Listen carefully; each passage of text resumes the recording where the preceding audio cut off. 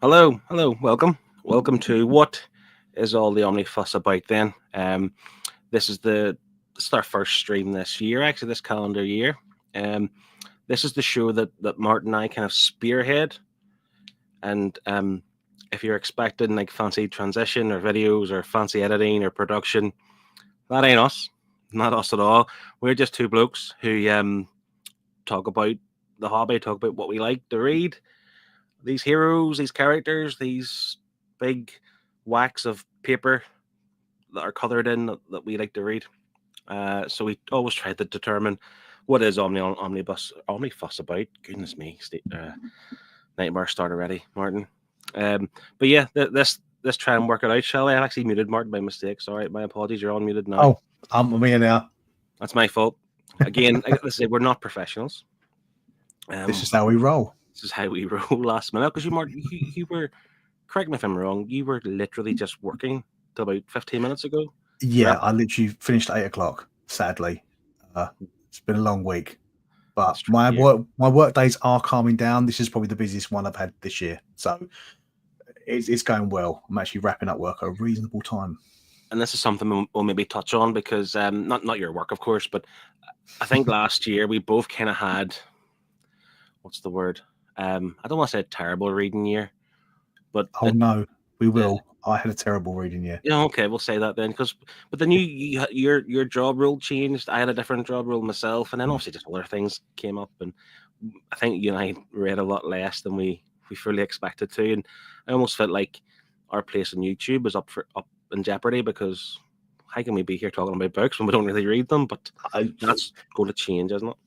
Oh yeah, we said it already. 2025 is our year, and I feel like we're already hitting the ground running. So. Nice. Well, we'll get into that more depth as well. The agenda, we do have an agenda. Whilst we don't do a lot of fancy stuff on this stream, we do have a little bit of prep. So I've got 4 bullet points down. We're going to talk about our collecting habits, our reading goals for the year. We've got some of our big books that we want to conquer, because the theme for this stream is, of course, we're going to demolish, conquer, defeat our to be read pile, because it's not a problem unique to us. It's fairly common for a lot of people in the community where they have these shelves and they're full of books, unread, unloved. Yeah. And like we all have that one kind of book or series. It's like every time you walk by the bookshelf, it's just shouting, read me, please read me. And we're going to try and at least start this now. This is our start of the war against our TBR, isn't it? Oh yeah, definitely. We've got some books and series to talk about. And we're also going to talk about our collecting habits, because Martin has you've got a new target aim, which is to collect all and as many absolute editions as you can. So we'll touch on that. Yeah, definitely. It's not collect all absolutes. I've had a bit of a shift of how I look at collecting now, and there's a particular series that's made me feel this way, and I'll touch more on that when we discuss it. Well, as per usual, we have a full house here in the chat tonight. They're here for the 2 bearded blokes. The Eastern Palace, who is Chris from Off My Shelves, formerly of Off My Shelves. So good to have you here, Chris. The Eastern Palace, I'm reliably informed, is relating to Zelda. I think it was Zelda. Is it Zelda? It also sounds like a really fancy Chinese takeaway. Fancy? I wouldn't say a fancy one. Okay. Sounds like you're going to get like some sort of like dodgy egg fried rice or something. That's in South Wales as well, so it's like, oof, good luck. But yeah, so just before bed, like, how are you, Martin? How's this year been so far? Kind of, like I say, you've hit the ground running. Yeah. With your reading compared to last year.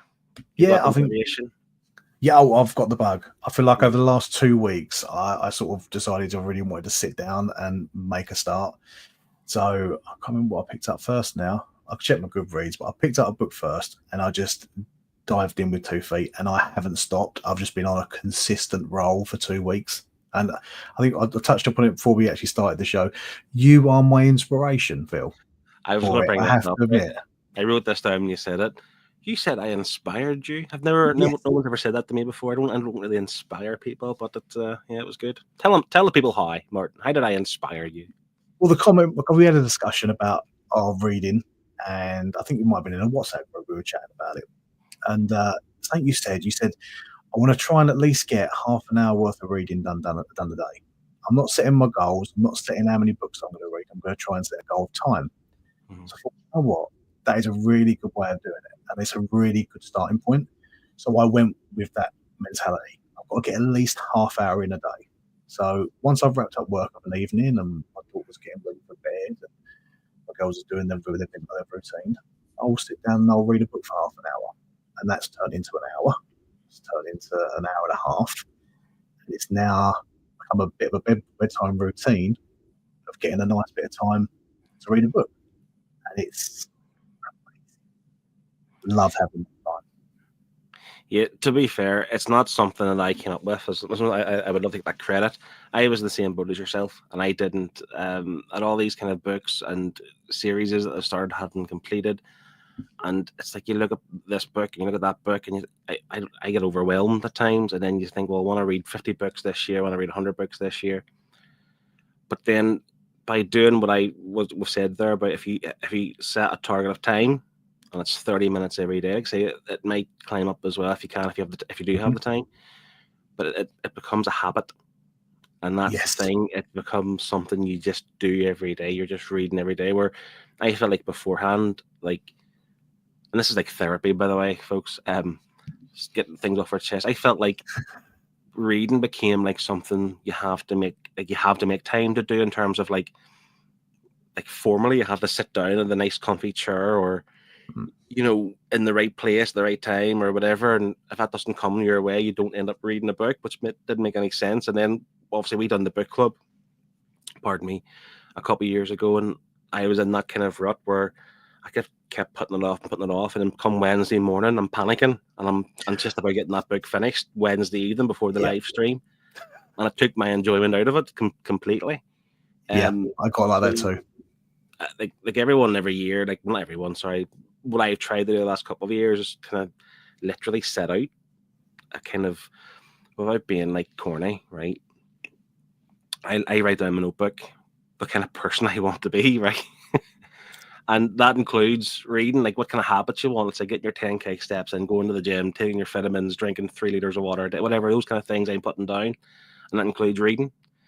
Now, that being said, I don't beat myself up about it if I don't get it, because some days you just don't. It is what it is. But if you can do that the majority of days, you're absolutely flying, and these books will no longer be unread. Well, they're all a small pile, I suppose, but they'll. Oh yeah, but how's yours going? I've read more this year, certainly than I think. I looked back at my Goodreads actually recently, and last year I read like 3 books by this point in the first month, and I thought that was a good start, and then I just stopped. I've just been completely distracted by this comment. I'm surprised has made its way through the YouTube algorithm. Should I show it? Kids, any children under the age of like 15, look away now. Look away. 15. I mean, if you're 12, you're probably doing it. Yeah, Chris has the same plan for now that's a life goal, Chris. Life goal. Well, the truth be told, I locked in that habit, 25 years ago, maybe. Yeah, so I never broke that one. Proud of that, to be fair. Anyway, forget about it. Pains in the gutter. But yeah, like, so already compared to that, last year I read more. And I'm looking forward, like you're saying, once you start doing it and you're in that kind of what's the word? Not momentum, but like that kind of routine, I suppose. You just plow on, and that's what I'm saying. You don't have to read like what's the word? Like, I'm not reading like say Captain America, like omnibuses 1 to 5. I want to read them, but like I can read this if and I feel like what I'm in the mood for, basically. I'm not always powering through like a certain series, or whatever.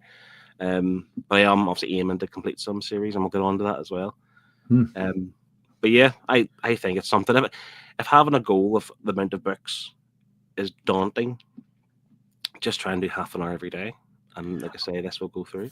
I find it's actually sparked a real enjoyment for me. I can honestly say, 100%. like these last 2 weeks, I've enjoyed reading more than I've enjoyed reading over the last few years. Yep. Like, and the first book I do remember how the first book I picked up was Pulp, Ed Brubaker and Sean Phillips. I thought I'm just going to start with this, and I smashed through that in the first night. And I thought, do you know what? Really enjoyed it. Chucked a little review on Goodreads, and then the momentum started. And then we've been talking in the WhatsApp, the Discord group as well about things, which has been great. And it's actually set me on my path of my next few reads. One of them I've already read already. So it's definitely a breath of fresh air this time.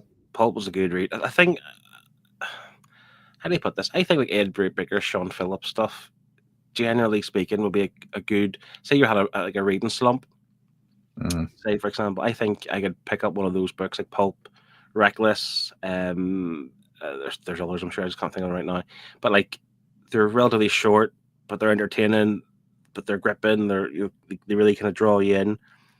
But equally, they're not like long, drawn out storytelling. And those two creators, I think, reading slump, grab an Ed Brubaker, Sean Phillips book. I think it'll help you definitely. And worked for me. It's worked. It set you off, and here we go. Adam from Comic Bound has joined us. Evening, gentlemen. Great to see you both. Great to hear from you, Adam. I'm glad you're in the chat. Please stay, because we only have the four people, and so far, but we'll get more, I'm sure. Once they know that we're on the webs, we will. The word will get out. Yeah, exactly. Speaking of webs, one thing we are going to talk about, and we'll get to that after at some point. Do you have it with you? Do you have it beside you? If you don't know, once upon a time, Martin and I were part of a book club, and we thought we'll do a bit of a throwback in this episode. And we've got a bit of a book club going on here. Now, we don't have any pages to show you anything like that there, but we're going to talk about this. We're going to rate it, and we're going to tell you why you should read it. And that was my segue, because we're talking about the internet and interwebs. Good call. The internet and interwebs, and this is great, by the way. But we'll get into that shortly. I do want to get into. Let's get into it. The books that we want to read, the series we want to conquer this year. Martin, do you want to go first? Go on. I'll start. Give us your first book. So I'm setting my goals a little bit higher than a book, because I feel like I really want to demolish this TBR. I feel like picking a book is going to undersell how far I'm going to push it. So my first read that I'm desperate to read actually sits just above my head there, and that is the Captain America run from Ed Brubaker. I am desperate to get into that, read it, conquer all 5 omnibuses. That is one for me this year. Nice. It wasn't one I was going to talk about, but it's something for myself this year too. I've read the first 3. I read the first 3 last year, and I didn't stop because it was bad. I just wanted a different flavor, a different book, But I want to finish those 2 remaining this year. They're fantastic.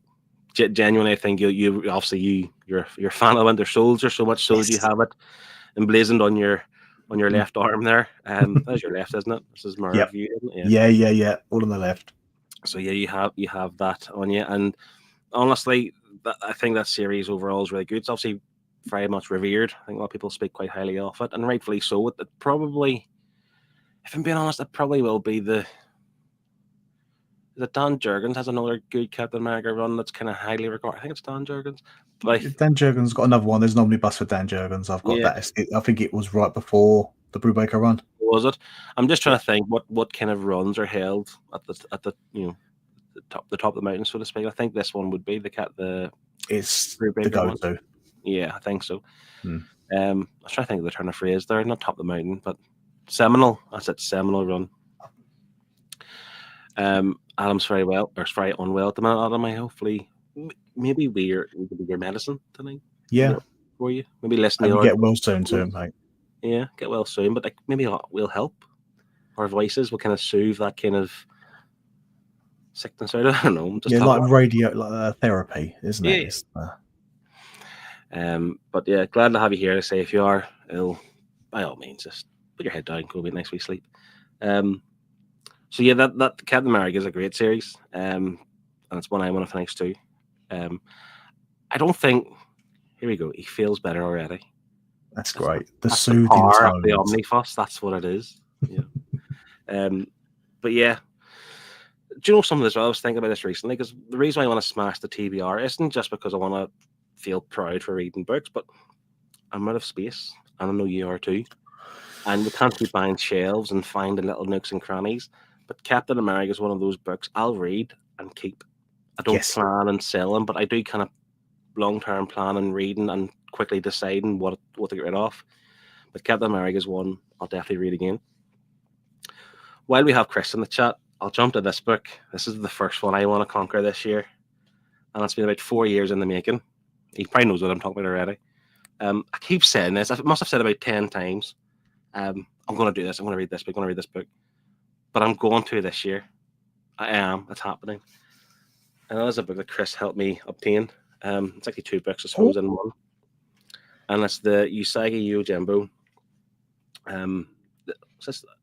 The special editions 1 and 2. But I think they're the start. Is this the start of it, Chris? It's the Fanographics, isn't it? The Fanographics. Yeah, it is. Yeah. Yeah, I think that is the beginning. That's Chris will know. I don't think I want to commit so much to go into the entire thing, because I know those other books, the Dark Horse ones, go on for like 10 hardcovers or something like that, or 9 maybe. Yeah. And then obviously there's more beyond that. I don't think I'll go that far, but certainly this one. And I think Chris has said before many times, I've asked him about this. You can read this, finish it, and that's it. You don't need to do anything else if you don't want to. You don't need to have that need to complete the entire series. So that's one I want to end, or I want to start this year. Colorful little cute little rabbit that is. You surprised me with that one. I have to admit, you surprised me with that one. I thought you yeah. It's been on my shelf probably. It probably has been at least 3 years, maybe 4 years. It's bad. It's still on cellophane as well. Yeah, but this is the year 2025. This is the year. And as I say, with our new kind of found habit making, we'll just read the half an hour every day, and it's whatever tickles your fancy. And that could be this week, could be tomorrow, could be tonight, could be June. It's gonna be tonight. Later on tonight, I'm starting another series. Definitely. Oh. Is that on your list, or is that just No, I'm just starting another read. Oh, okay. I finished World Tree last night, and it's new start tonight. Which was great. GP Venom, and hi all. Thanks for joining in. GP Venom, you haven't been live in quite a while, I don't think. I don't think he has. Get back into it. Comic Bound. I started reading the first Brewbreaker Cap on me last year. I'm still going with it, but was really enjoying it. Very reminiscent of the Winter Soldier movie for obvious reasons. Yes. I'm surprised you only started reading that last year. I would have thought that was something you would have wrapped up years ago. Yeah, I would have thought the same. But yeah, like it's great. Genuinely, I loved it. I mean, I don't want to spoil things for you, but it is very reminiscent of the movie. Great. The Winter Soldier comes, but it's tied in as well a little bit with the Civil War stuff, not the movie, from the comic book Civil War, in terms of the Superhero Registration Act, and how like basically public opinions turned on Captain America, so to speak. So it all plays its part, and then obviously you have like Sharon Carter. You've got it's not Samuel L. Jackson Nick Fury. It's the original Nick Fury involved in it too. Yeah. Overall, it's a cool book. Falcon's in it as well, of course. This is not a spoiler. Have you read much Falcon? Me, no. Because again, never had I, but watching the movies, and he has the little kind of robot birds. Oh, really? I thought that, yeah, it's cool. This guy speaks to actual like pigeons and stuff, and I'm like, he's still cool, don't get me wrong, but I'm just like, that is proper comic book writing right there, isn't it? But yeah, really enjoyed that. Like I still haven't opened it. It is the start, Mirage, then Fantagraphics, everything leading up to the Dark Horse run. I know I feel terrible because like Chris got this for me because I got this from America, and at the time of like Brexit and the Irish Sea border and all this other custom nonsense, they wouldn't deliver to Northern Ireland. So Chris was kindly offered. I think I asked him to very kindly agreed to get the book delivered to his house that he would post to me. But I think now I could get this no problem to my house. Do you know what I mean? So like, I still very much appreciate the effort that Chris went to help me, but I could have just waited till now to buy it myself to avoid all that. But we weren't to know. But it's the first pick of your year. It's the first pick. It's your first pick. That says something. If that's your first one out the gate, you're ready for it. This is the time. 100%. GB hasn't done a live for a while, and he hasn't touched a TBR in like a year. This is what we're here for. This is like the therapy.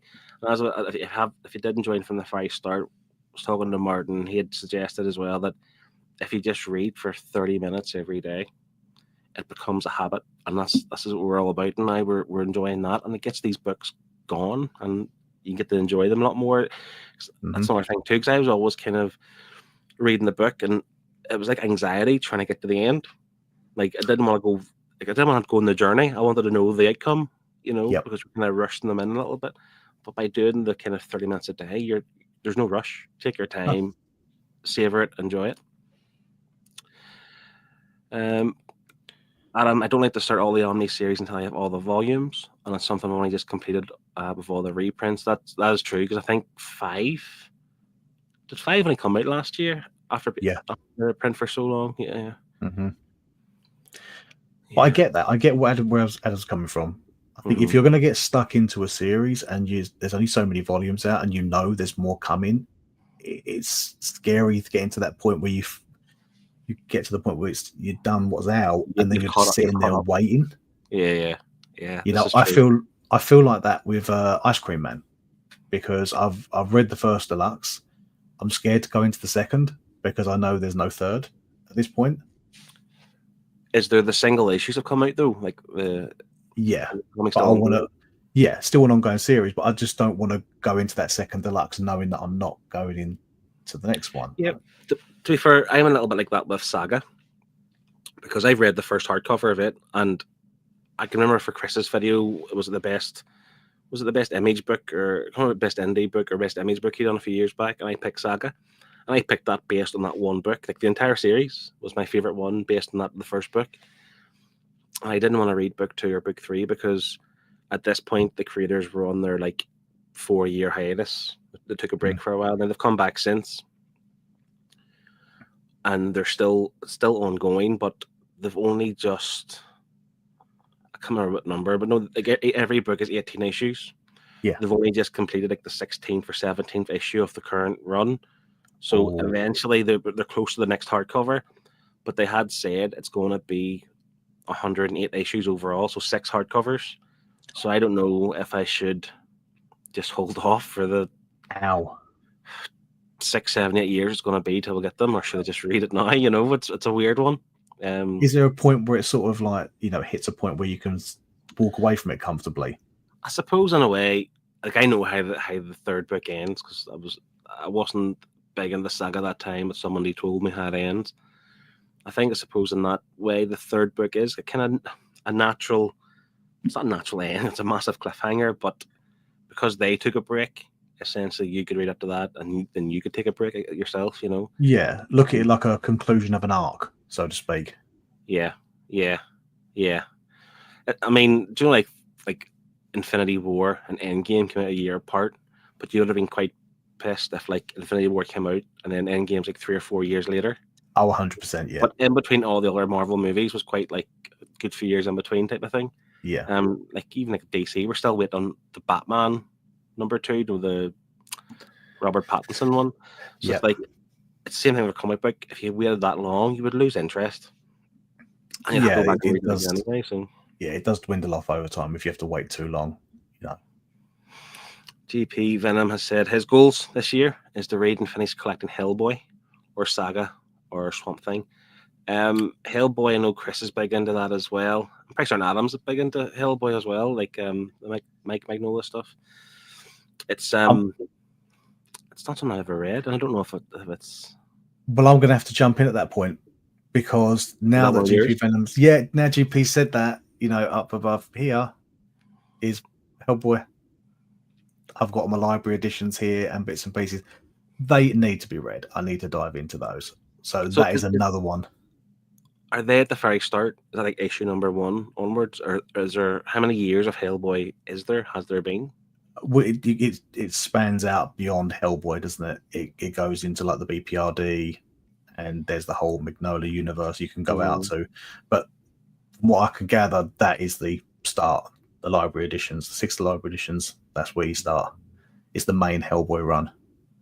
Chris and the guys will probably correct me or set us on the right path because they've probably read it. But that's my impression. That's where to start. Chris has definitely read it. I'm pretty certain he's, that's his thing. A few more people have jumped in. Fuzzy Dunlop, get your weekly reader filmed. You're slacking again. Yeah, to be fair, I am today. I usually film on my own. I should say I'm streaming on both Comic Girl Waves and my own channel, just to try and pull in as many people as we can and to watch us talk about the things we love. But I usually film on a Friday morning. This Friday morning, I took myself off to the charity shops and I bought quite a few books, like real books. Okay. Like, with actual words and prose and narration and all the rest of it. No pictures. Yeah, no pictures. Yeah. But so I've done that this morning. I fully aim, and I'll be honest, I haven't actually read that much this week apart from that one book, which is World Tree, which we'll talk about here. But I did have another video planned for today, and hopefully it'll be tomorrow. If not tomorrow, it'll be Sunday morning. Don't worry, Fuzzy. I will happily provide you with whatever I provide you with when you watch my videos. But you're being consistent. It's coming out regularly and you're consistent with it. And I'll speak for many people. We are enjoying it at the moment, myself included. I like having that video now. Get it into the mix, listening to what you're reading each week. Oh, thanks, man. Like, that's the thing. I wanted to do it for myself. Like, just, and it really is like, I was talking to Chris the other day, and he messaged saying basically like, it just shows that you could just have a camera and me talking, and some people will actually listen, which you're all mad. But yeah, I really appreciated doing it. But it's coming that routine, like you're saying. If you do it every week, today I did slack, but it was more my wife's fault. I blame the missus. She wanted to go out for an hour or two, and I think, okay. By the time I came back, and then it was lunchtime, and then kids are out of school. I'm just making excuses, but that video will come. And I did have contingencies because I know there will be weeks where I just won't read enough to do a video. So, funny enough, that this video I was going to make today kind of coincides with what we're doing tonight, and it was going to be 25 for 2025. So I was going to 25 books that I'm going to read for 2025. That's my next video coming out. So stay tuned. Yeah, Connie's here saying, "Oh my God, hi nerds! I didn't know you could read." It's a new skill we've learned. Hold on, I've got this off here. For me, it is after the poor performance last year. Yeah, we're moving forward, Martin. This is there. Yeah. We're not looking back. We're looking forward. Adam is saying he could read to the halfway point of Saga. It's a good pause point, and if you've read it or you don't risk spoilers, this is the thing, because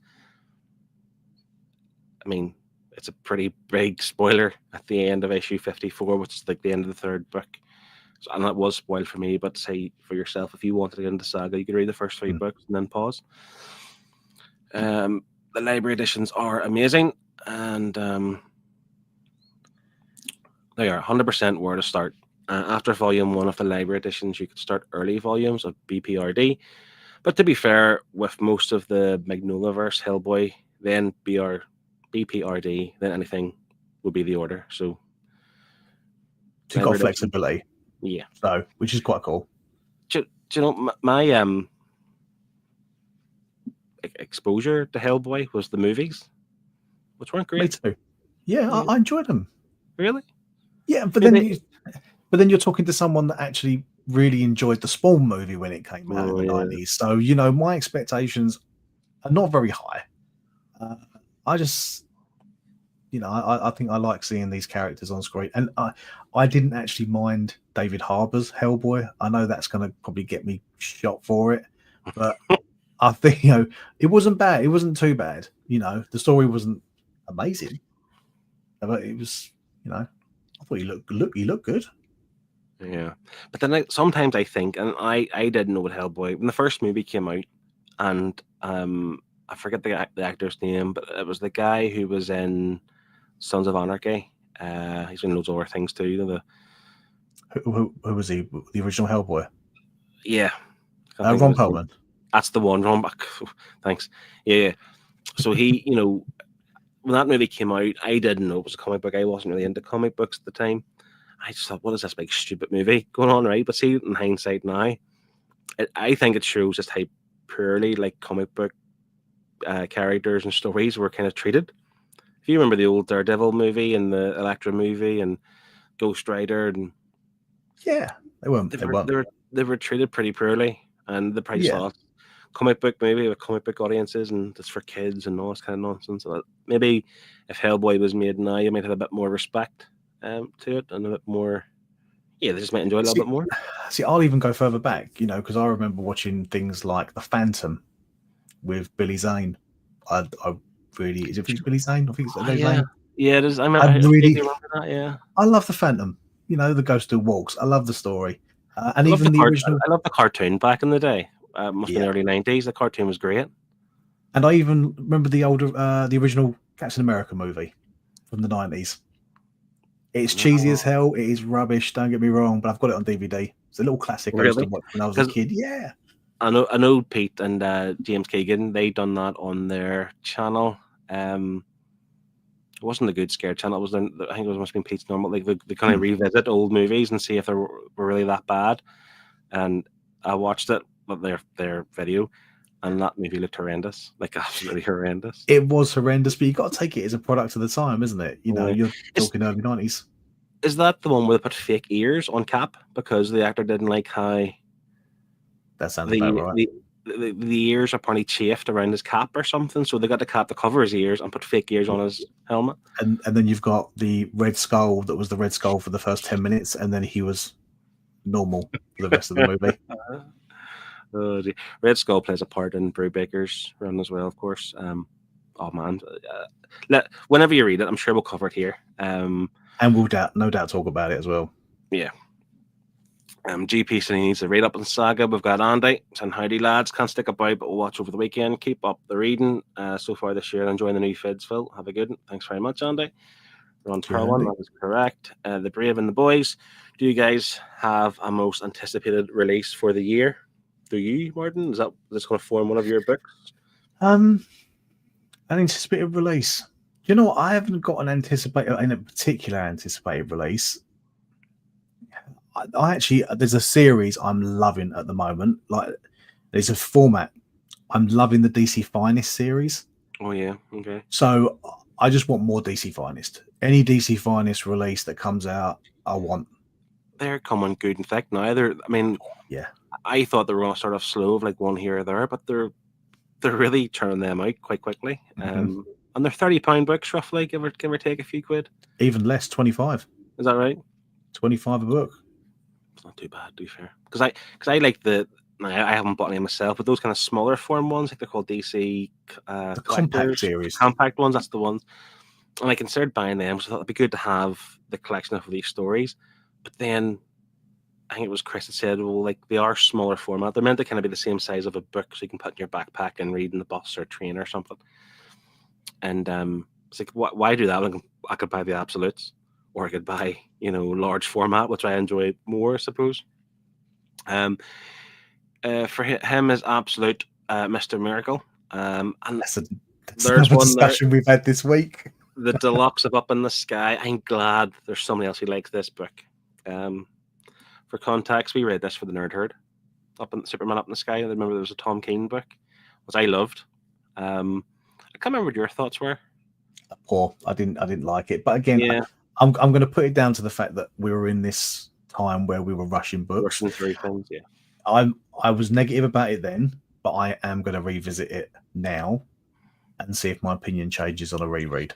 Yeah, I'm definitely going to buy the deluxe myself. I have it in single issues. It's a story where basically a young girl gets kind of kidnapped by aliens and kind of sold off to like slave trade or something in a different universe. And Superman kind of leaves Earth behind because, and this is why I love it. Like, he's willing to do this for this one kid who believes in him, this one kid who admires Superman and everything he stands for. And he could easily go, listen, we've got all our threats in the world here. That's one kid could spur, you know, it not sounds awful, but like Mm. you know, sacrifice her for the many type of thing. But he wasn't willing to do that, and he just traveled the cosmos and trying to find her, and every issue is a different kind of route to get to her, and I thought it was fantastic. Genuinely, it's one of the ones I felt like really heartwarming almost, you know. I So need yeah, to reread it. that's what I'm looking forward to, and absolutely Mr. Miracle. We've spoken about this ourselves today and the last couple of days. 100%, that's on the radar. Have you got any other Omnis you're looking at? Because I was trying to do something. There's one more, and Chris mentioned the other day on Pete's channel when I was in the live with him, and I didn't catch the comment till towards the end, so never got to ask you to confirm it. Absolute Preacher. I have volume 1 and 2. I got them for Christmas. Volume 3 at the minute is a nightmare to get hold of unless you're going to pay £150 for it, which I'm not. But Chris had said, and correct me, Chris, if I'm wrong, and please tell me you are right. It's due out in October this year, so volume 3 of it. So that's one I'll be looking forward to. So yeah, Mr. Miracle, Up in the Sky, and Absolute Preacher, and I'm sure there's a ton more. Yeah, and amongst that. See, it comes to mind for me is Green Arrow. I think it's called Archer's Quest, the omnibus, the start of Kevin Smith's run. I'm really looking forward to that as well. That's out soon, I think, isn't it? About a month or two. Something like that. So I'm quite excited for that because Green Arrow doesn't really get a lot of love in omnibus. You've only got Mike Grell's one. So, and I've got the deluxe of God, name's gone out of my mind now. Got it over here somewhere. Jeff Lemire. Sorry, Jeff Lemire. Go on, yeah. Yeah, so I've got his deluxe, and I've got loads of trade paperbacks, but yeah, I want some pre-new 52 Green Arrow. Adam is joining you, saying he loved the 90s Spawn movie. I'm not sure how it holds up these days, but I'll always have a soft spot for it. Do you know, I can't remember I seen it in the cinema. I can remember watching it with my friend who was a few years older than me at the time. Mid-90s, I must have been like 8 or 9 when it came out. What year was it? It was 95 it came out. So really? Are you an 86 baby? You like me? Yeah, 86, yeah. So I would have been. Yeah, so we were 9. Yeah, 9 when I came out. And I remember I watched Spawn for the very first time because my next door neighbour had a man that came round in an estate man in a video, and you went to his booth and you had to search for the VHSs in the back. Yeah.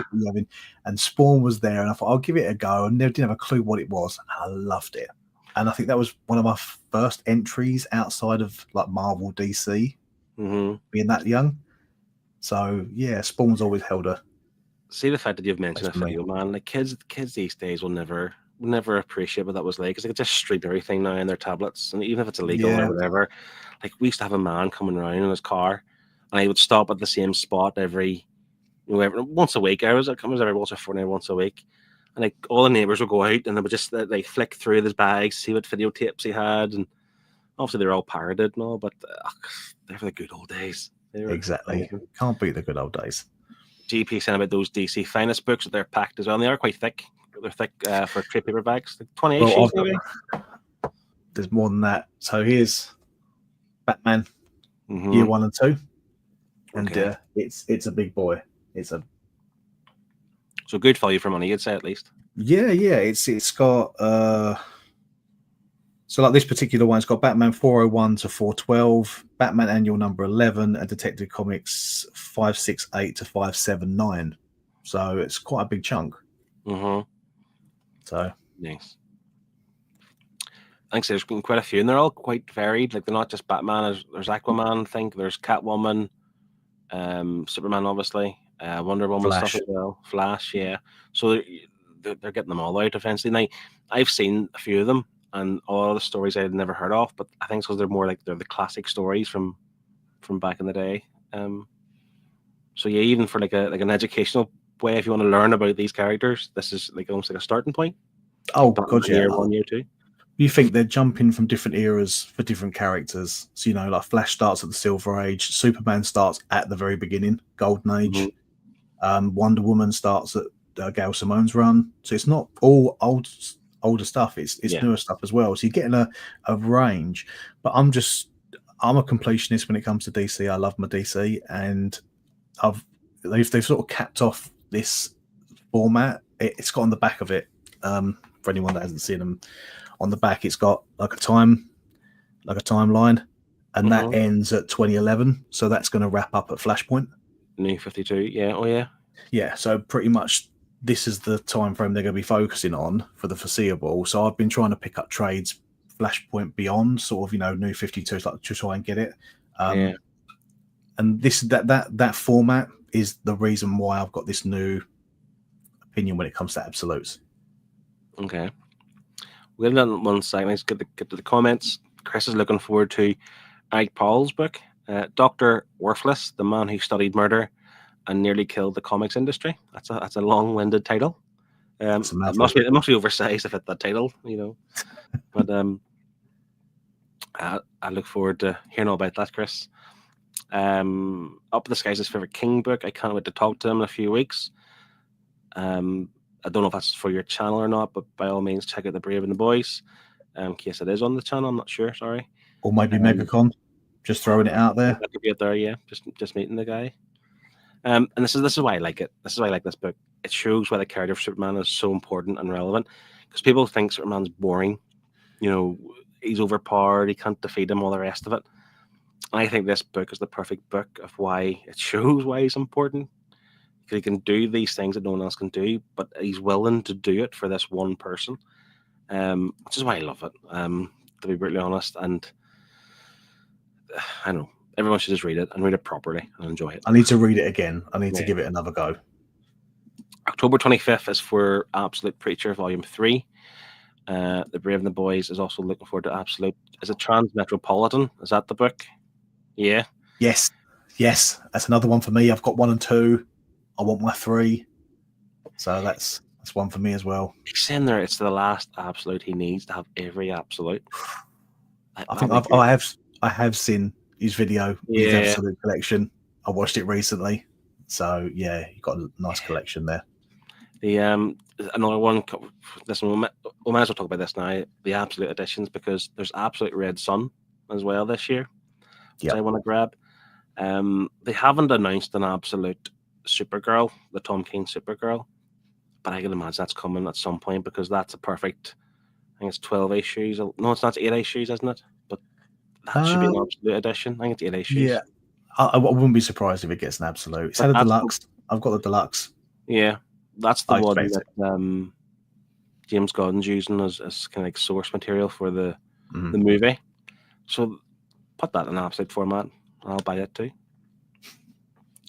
Adam's saying his absolute Mr. Miracle arrived this week. They did such a good job of the design. I've seen it. I want it. It looks incredible. And this is the thing. Like we'll talk about this now. The absolute edition, in my opinion, along with those like the library editions and the kind of the giant generator image books and the really oversized books, I think they are the best format. They are for books, because as good as an omnibus is, they're generally thicker, but they're also not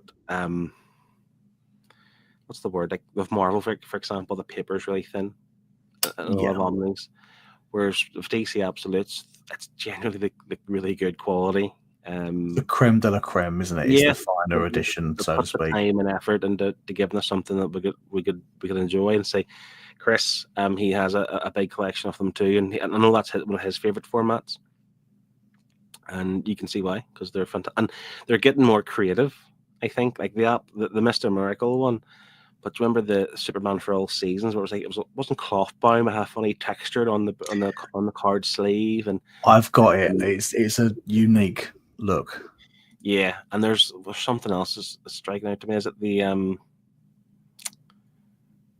was it Death Metal and Metal? They weren't actually metal cases, but they had that kind of like brushed steel kind of, They did, but that kind of brings us on to my next book. And again, this is something we're going to lose all our watchers, all our viewers on this, because I'm going to lose them. If you were to talk to somebody outside of the comic sphere about comic books, what's the one title they're most likely to bring up? Oh, have you read this? I hear this is good. Oh, and you're going to say Watchmen, aren't you? Yeah, Watchmen. Absolute Watchmen. This is what I'm going to conquer this year. I have kind of read it, but I read it like the paperback when I first got into comic books, and it was a stupid mistake because I hated it. Like, oh, really? It's not like I hated it. It felt like effort. Do you know, like I say, if you're a mood reader and you kind of read what you're in the mood for, and some things could be a palate cleanser, an easy, simple comic, you might want to read a novel or whatever. But Watchmen seemed like effort at the time, and I tried a couple of times since to read it, but I feel like I put myself off it, and I shouldn't have read it. Is it because it's a bit? Would you say it's because it's a bit more dense than what you are, used to reading as a modern reader? It's dense, but the other thing, if you think of Tom King does a lot of 9-panel grids. Okay. Watchmen basically is 9-panel grids throughout the whole book, if I can remember. And they're hard. Like, there's a lot to read, quite dense, and it's bigger than most comic books that I've read since.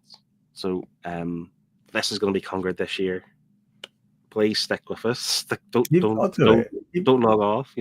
No, I think it's a good one to do. Because I think there's one. I haven't got it at the moment, but I love V for Vendetta. I read it many, many years ago, and I've got it in trade. And I want to revisit it again, but I don't want to revisit it in a smaller format. I have a deluxe and it's sealed. I'm tempted just to sell my deluxe and go for the absolute, and just have it there. Because I remember it fondly. Yeah. It was a long time ago. So is it in print though? Yes. Absolute format? Is it? Yeah. Okay. Yeah, you can still get it in a few places. Nice. It's one that's on my radar too, to be fair. I think Chris again thinks very highly of that. And just I need to kind of highlight this. He says putting year 1 and year 2 is like having an ice cream sundae with a turd at the bottom. Oh dear. To be fair, I've never read year 2, have I? No, I haven't braved it yet. But the worst one, worse than that, we're talking about absolute editions as well. The worst one is the Absolute Dark Knight. The Dark Knight Returns and that other crap that comes after it, the sequel. I can't remember what it's called. It's like a slap and it's like a slap and a cuddle in the same book. Yeah, and that's why I've never bought that Absolute edition, because I don't want that. I want the Dark Knight Returns. Oh, see, I've got it. But I'm on it in Absolute, but I don't want the second, the follow on whatever it was called. Yeah, see, I even went and bought the Master Race as well, Dark Knight 3, the Master Race, and I wanted to have the same format because I don't think you can actually get a deluxe version of Dark Knight 3. It came out in standard format. I think there's going to be an Absolute of that. I could be wrong. There already has. Oh, is there? Oh, wait, sorry. Yes. Okay. Yeah. So I've bought both the Absolute. So I've got the whole series in Absolute because I didn't want to buy a deluxe of the Dark Knight, and then have the standard edition of, I know, but it's just whatever that flipping sequel's called. It's not worth the paper. Dark Knight Strikes Again. I would sooner, I don't know, I'd wipe my backside with it. To be honest, that strikes against it.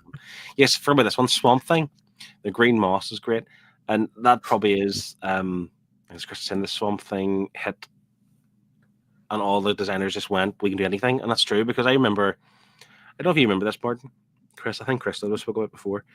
There was like a price drop, like a what do you call it, like a glitch, and they were like selling pre-order for like £20 for this Absolute edition. And I had pre-ordered it. I thought it was great. But for some stupid reason, I cancelled it because I thought, I'm never going to read the Swamp Thing. And obviously now you can still get it, but it's like full price. Now I regret, why did I cancel my pre-order for that cheap? That's so stupid. See, now you have I have the 3 Absolutes of Swamp Thing. And on Speedy Hen, for anyone here from the US, it's just a purely UK based seller. They had the Swamp Thing box set, the trade paperback box set with the original colors, and it was on a glitch. They actually put the price up for about $4.99. So from anyone from the US, that's about $3. So I got it, and they honoured the price. This is a private seller. No, this was from Speedy Hen. Oh, Speedy Hen? Yeah. because what they did, we found the glitch at the time, and then you just filtered down to what was at the Cheap. lowest prices, and we picked loads of books. That's We right. got loads of them. They honored all that, didn't they? They honored Hmm. most of it. That's right. I can Yeah, recall. and another one I got down is the Joe Hill box set of all the. Oh, I remember that. But that's probably my happiest one because it's all the original colors. So you're gonna keep that and the Absolute editions? Oh hell yeah! I was going to offer you a $5 for that box set. Plus postage. No, I'll keep it for a $5. Do you have Batman and Robin, the Boy Wonder? The Absolute is the only way to get to the last issue. It's one's on the radar before. Is that Grant Morrison on that? No, I think that's Jim Lee, isn't it? Or am I thinking about a different run? I can't remember. Jim Lee on art. Yeah, why am I thinking Grant Morrison? I don't know. Brave and the Boys might be able to steer us in the right direction. We like to talk about comics, but we don't know everything. So it's the series. Sometimes it throws you off, doesn't it? Yeah. Frank Miller is on it. Nice one. Yeah. Again, kind of like Frank Miller and Jim Lee. Yeah, it's like the Absolute Edition, like as the Brave and the Boys has done. It'd be quite nice to have everything. You know, all of them. But I mean, I'm a long way off that. And how many Kallax shells would you need for that? That's what I mean. Oh, but you got to use Kallaxes, haven't you, for the Absolutes? You can't. They just fit in perfectly too. Yeah. So let's not cross that bridge because then I'll have to buy another one. We'll clear some off. Look what Adam's doing to me. It's like a video idea. Get the Absolute Dark Knight book and customize it. I would destroy that. I am not crafty. I am not good. That's an expensive video as well. Yeah, well, they get about 50 quid for the book, isn't it, roughly? And then any materials you need, and maybe we'll get the figures in. Be one of those videos that destroy books, and I know you only have to read the first half, but it's just the idea that it's there. You know, I just don't like. I will buy it at some point, and then maybe I'm taking it for granted the fact it's in print because it's been in and out a couple of times over the years, but it's still very much available now. All over, so I'll get it one day. But again, this is what. So sorry, I was waiting to say that it's these books that have made me feel this way about Absolutes now, because for this particular book, it's got Batman Year 1 and Year 2. So I've got Year 1 in Absolute, so it's obviously the best way to have it. I've got it here in a smaller digestible run because they are adding books. The next volume of this has got the Killing Joke. Oh, nice. So I don't feel the need to have maybe a deluxe or something like that because I've got this. This is going to be like an easier digest to read it. So have an Absolute, that nicer format. The Absolute Killing Joke, which I have, has 2 books in it: the original colors and the newer remastered one. So will the DC Finest have the original? Do you know? I think it's got the remastered. Okay. Which means you'll need to get the Absolute to have the original. I've got the Absolute. I'm ahead of the game. Okay.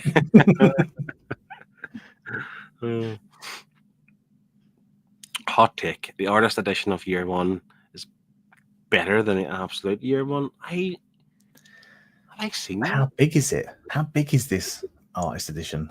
Am I going to have to go and buy a bigger shelf for the? Yeah, do you see those other artist editions? They're mainly from Marvel, I think. It's not Dark? Is it Dynamite or something releases them?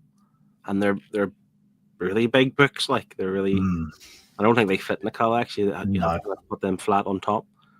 I think Absolute's where I draw the line, purely down to size. I can't get another shelf for these gigantic books. IDW, that's the one. Haven't seen it, but I might look into it and see what it probably costs a lot of money too. Yeah. I don't doubt it. He says there's no set size for artist editions. It's the size the artist drew the original art on. Excellent. Oh, there you go. Then. Usually going to be bigger, isn't it? So, Martin, what is your next book stroke series that you want to conquer this year? Next series that I want to start. Oh, wait, I've already started this series with you, and it's currently on Amazon at the moment as well as an animated series. Any big hints? Invincible. Oh, right. I want to destroy Yeah. Invincible. I've got all 10 somewhere over here. Somewhere I've got all 10 deluxe editions. My plan is to smash through them, and if I like it that much, is that the Ultimate Collection? 12. Sorry, 12. 12. I was thinking it was more. Yeah, I knew it was more than 10. I was getting confused. Yeah. I'm tempted, if I enjoy it that much, once I've read all 12, do I upgrade to the libraries and sell on? It's something I've thought about too. I have the first 5. I've only read the first one. We obviously covered volume 1 for the book club. I can remember we weren't that fond of it because it felt like half a story. But then someone had said, yeah, the first, literally, the paperback volume was like 1 to 4. You need to read the first hardcover. And the first hardcover is great. It genuinely is really good. But I stopped there. Again, this is the problem with the book club. You read these books at a certain point, and you stop, and you hope to revisit them down the line, but then you don't. So I have so many series that I've started, not finished, but for that reason. And Invincible wasn't on my list for tonight, but it is another one I want to get through, but enjoy it. And because of the hype of the show, you've got the library editions, you've got the softcover compendiums, they're even re-releasing the new trade paperbacks. They're just trying to get so many eyes onto this product or onto this this character, this comic book for the show's purposes, and I don't want to miss out. So I need to get them myself and get reading. And they're quite quick too. You can fly through them quite quickly. I just feel it's a series that I really enjoy. I love the animated series. I wasn't the biggest fan of the trade paperback we read at the time. But again, you were spot on. I don't think we really read enough. And correct me if I'm wrong. You've obviously watched the series, the show. Yes. Yeah. So did the first book have the first 4 issues? Did it have the big kind of dramatic switch? Did it have that, or was that later on in the heart? I can't remember if the book had that. I don't remember. This is why I've got to reread from the start. Yeah. No, I'm the same. It definitely happens quite early on, but I just can't remember because I remember reread the first 4 issues and it felt like you were just a bit underwhelmed. Like, I didn't. Like, we needed more and we didn't get it in the first. Because if I remember rightly, doesn't the art style switch up as well? Do we change artists because Ryan Otley steps on the book at some point? Yes, it was the one, and the first guy had the weird ears. Remember the little. And like his nose and stuff, it was a really kind of we didn't like that. Sure, we didn't. But yeah, Ryan Otley wasn't on from the very start. I can't remember the person's name. I can't see it on my book. It mustn't be on the spine. But yeah, that's something I need to get to. I think that's when it levels up. I think when Ryan Otley takes over, I think it's when it really picks up. But he starts early on. Yeah, the series. He's only starts like 5 issues in or something, or maybe and around that kind of number anyway. I honestly feel the TV show has much better pacing than the comic, and things happen in a more interesting order. But that being said, the original comic reads super fast. Yeah, I recall that it read quite fast, and I should have continued on, to be honest. I regret not doing it, but that's something I want to get to as well. And the books I have, the Ultimate Collection ones, I have the first 5. They're still reasonably priced. They're not. They are. And they're still in print. I don't know if they're evergreen, but certainly you can pick them up. I've actually looked up recently. You're still talking between 25 and £30 up, give or take a few quid. Okay. So they're not too bad. So I might grab them. Adam is tempted.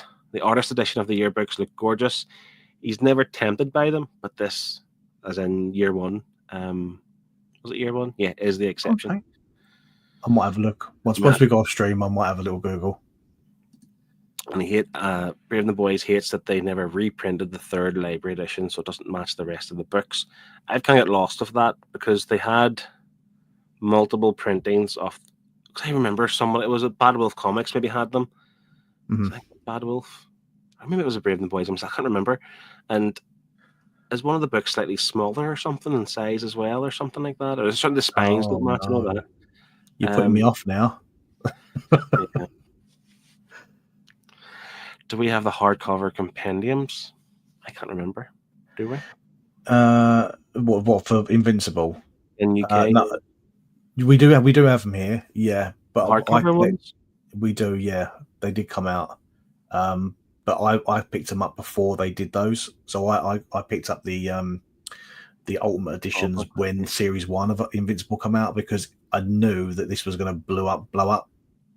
So I thought, right, I'll get them now before they start going out of print. And then it got bigger than I expected, and they ends up releasing more formats, even like a smaller digest format. They do now have Invincible they're releasing. Yeah, the smaller ones for younger audiences. Yeah, that's what I'm saying. They're pumping lots of different formats for this series, and it just shows you that they're making good money in this Amazon Prime deal. Adam said an Invincible comic waits longer than the TV show for that reveal, so I'm not sure if it'll be in whatever we've read so far. It is definitely in the first book. I just can't remember where it is. The first hardcover, I should say. Sorry, I think it worked better in the comic, but both have their merits. The show's great, by the way. I don't know how far or how long they still have to go with the show. I don't know. I think you've got a few more series. I think I think Kirkman's already come out and said, isn't he? There's going to be a few more series. I take it they're going to finish like the whole comic story, so there's a few more years to go yet. That's good. It's a fantastic show. It must be due soon. The next season. Next month, or this month. Yeah. February. What's it now? February. It's February, isn't it? Yeah. It's early on in February too, isn't it? Is it next week? Yeah, I'm going to be ready for it. It's got to be soon. Let's just see here. 2 seconds. Season 3, or was it a season mid-break? I can't remember. Season 3, isn't it? 6th of February, next week. We've lost Martin. Martin, please log out and come back. I'll hold the fort for as long as I can. If he doesn't come back, I'll just wing it and just you've got me. You got my weekly reader show. The Brave and the Boys, have you read Radiant Black? They only have one deluxe, which feels better than Invincible. Do you know something? I read the first trade paperback, which is the first 5 or 6. I can't remember. And Martin will be back in 2 minutes. And what do you call it? I enjoyed it. It had obviously like Power Ranger vibes. It had Spider-Man vibes, because the main guy who was Radiant Black at the start was kind of, it was hard done by, and a hard kind of personal life, and then he has this kind of this responsibility of the Radiant Black. But then it actually got quite annoying, because the guy was a little bit whiny and moany and all the rest of it. He was a bit unlikable. And then the other guy, who was it? Was it Marshall? He became the Radiant Black, and he's much more my kind of guy. But I know further down the line, I think there's an issue with that, and I think the two of them kind of fight it out to see who should be Radiant Black. But yeah, I really enjoyed it. I'm hoping it gets better as we go into it. It's actually one of the discussions we had today within our Discord group, or the last few days. Andy, who was in the chat earlier, he's read them all up to date. He liked it, but he was maybe expecting more. Where some of the other guys have said that they love the entire Massive stuff. Some more than others, of course. That dips in quality, but Radiant Black's a good one. I don't know if I'll upgrade to the deluxes or not. I think I might wait a while longer, but I get the impression they'll be widely available for a long time. So yeah, what do you want to talk about? Asking some questions.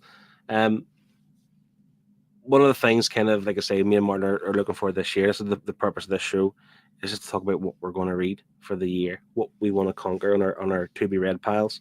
If you do stick around, we also have this to talk about. This is World Tree, written by James Tynion and art by Blanco. What was his first name? Fernando Blanco.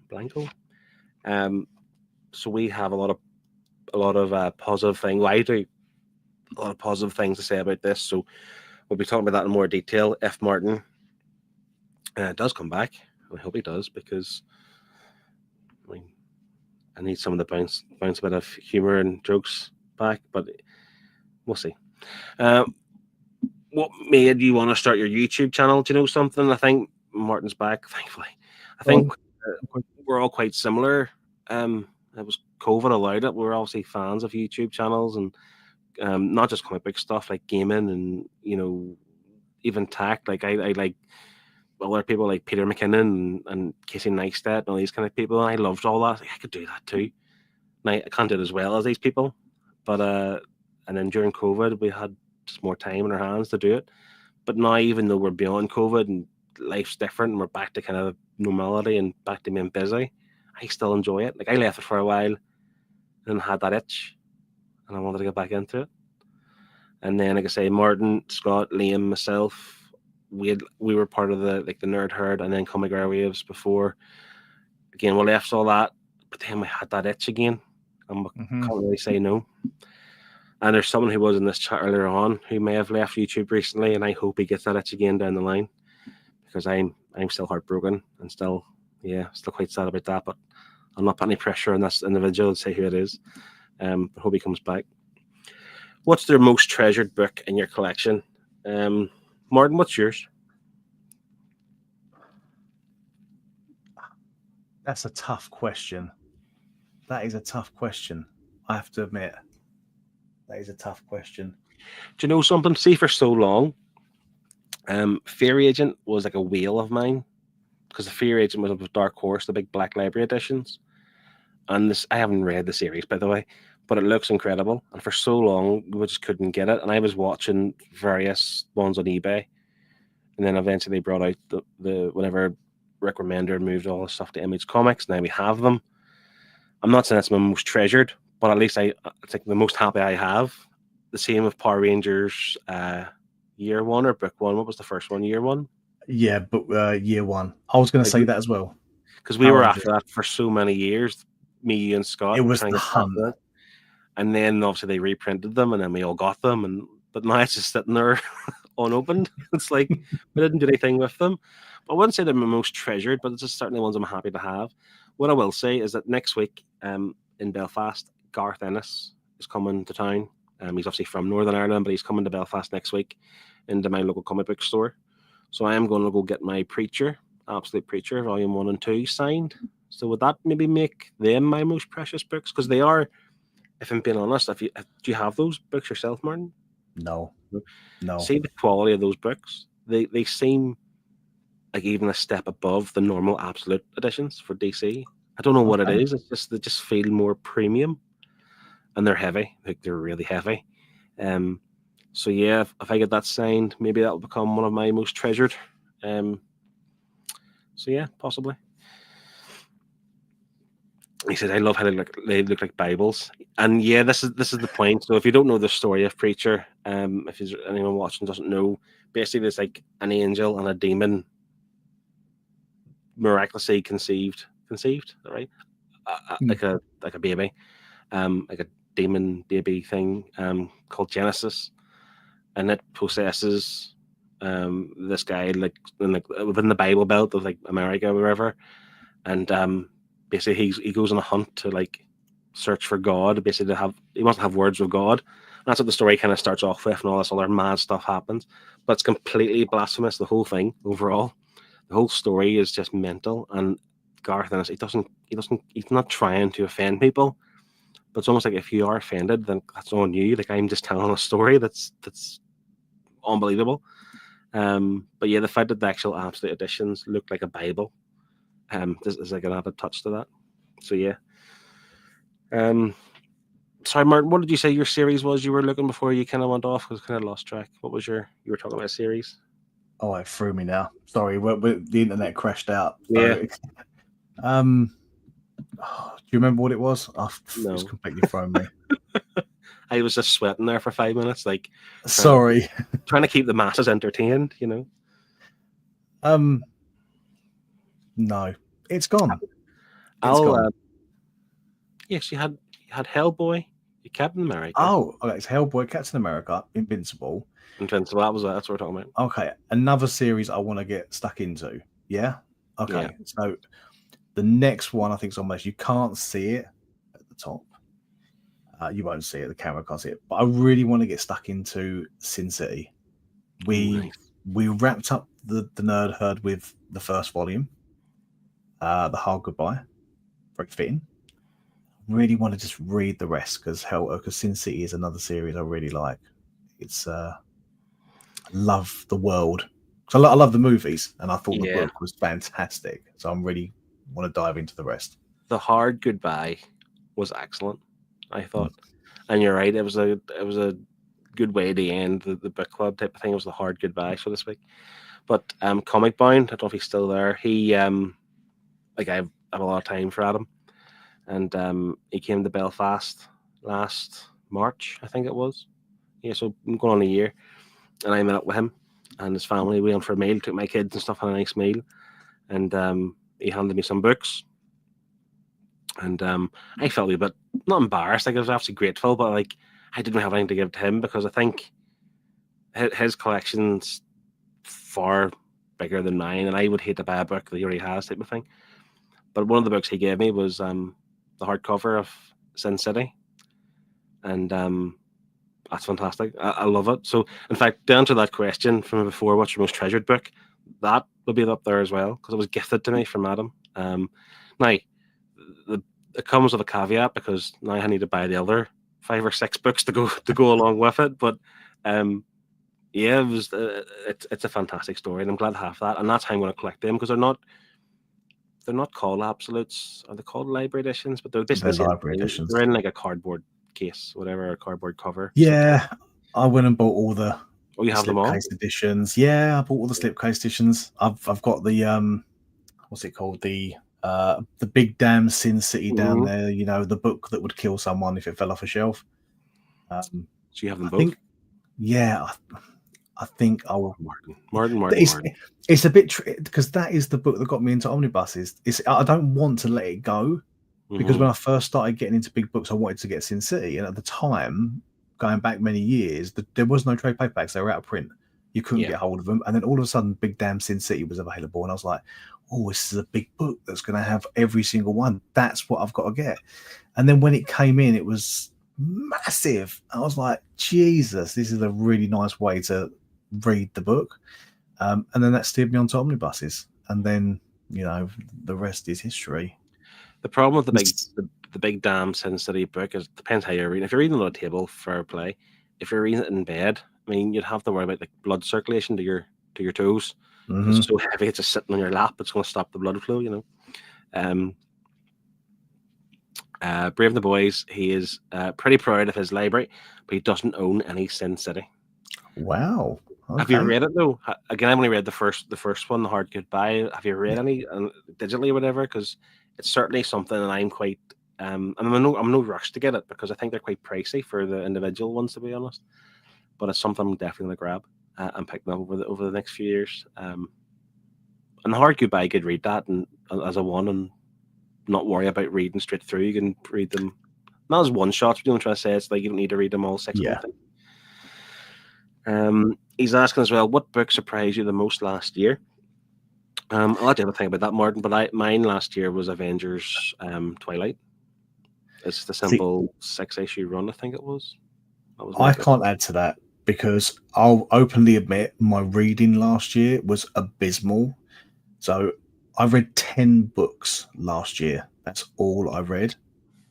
That's embarrassing. I shouldn't really admit that on the internet, but it is embarrassing that work dominated that much of my life. I read 10 books, but I say I've already read 5 books in the last 2 weeks. So I've read in 2 weeks this year half of what I've read in 2024.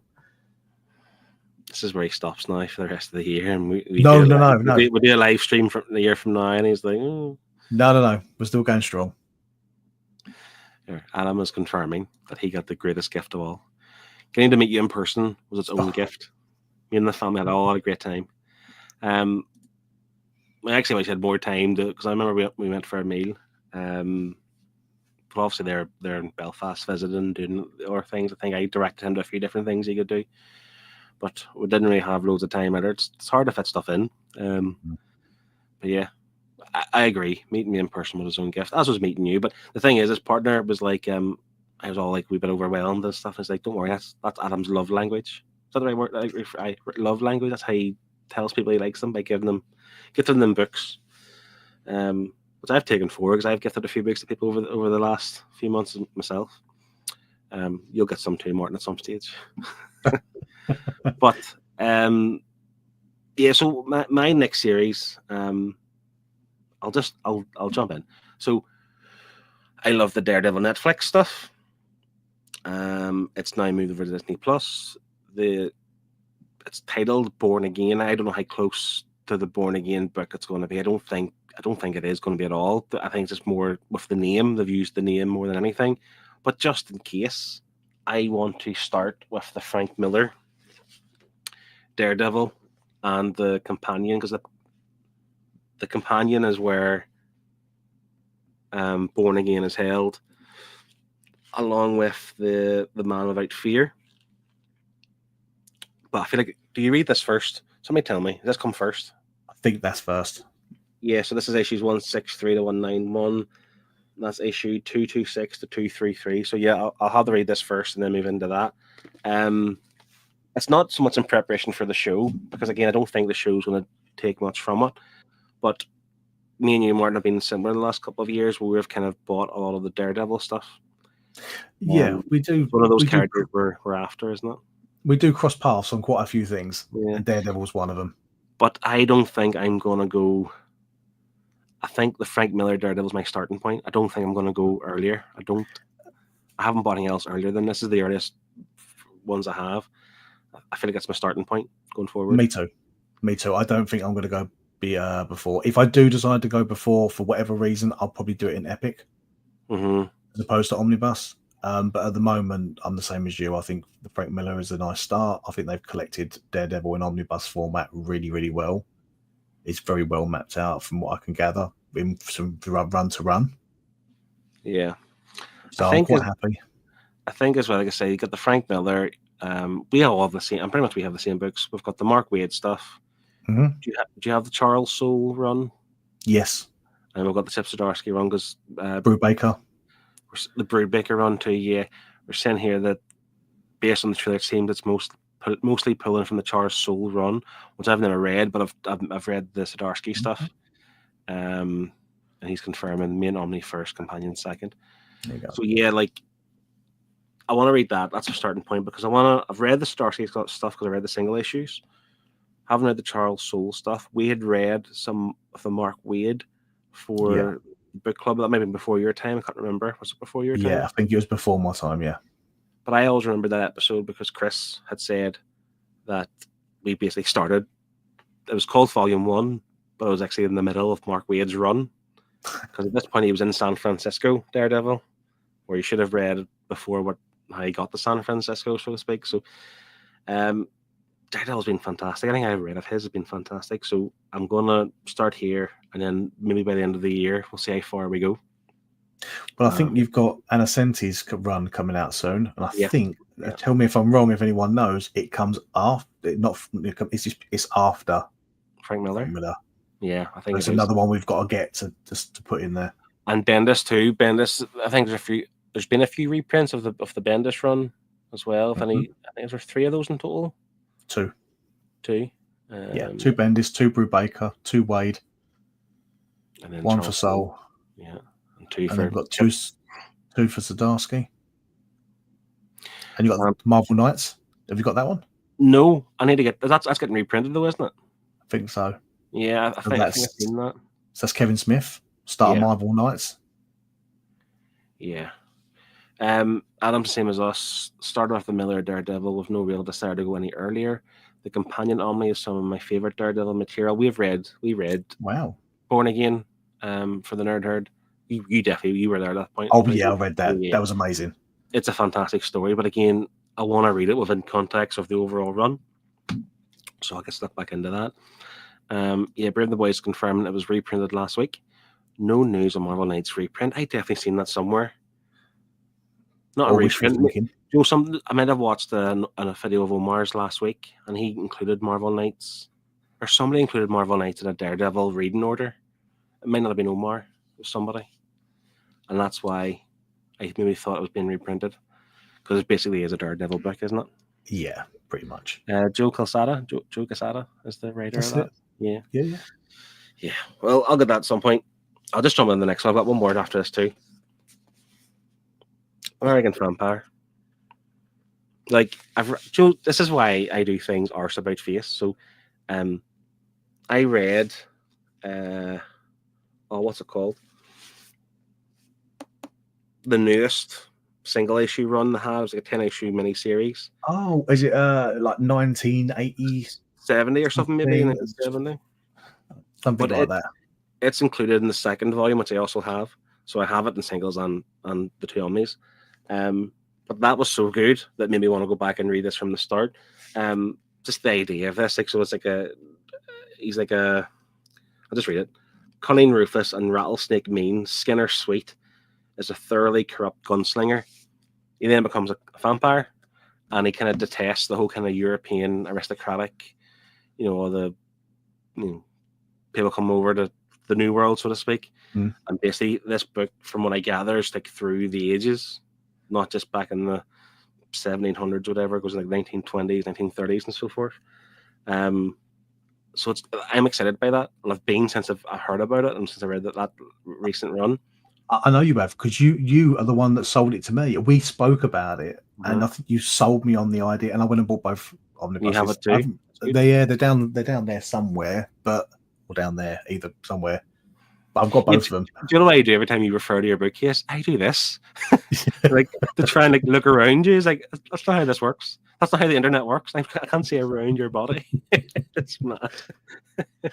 Adam said he loved American Vampire, but still need to finish the series. Was reading that back in singles. Yeah. Do it, man. Do it after Captain America. Then let me know what you think of it. Like I say, I'm going to dive into it this year. So Scott Snyder is the writer in that. Raphael Albuquerque is the main artist.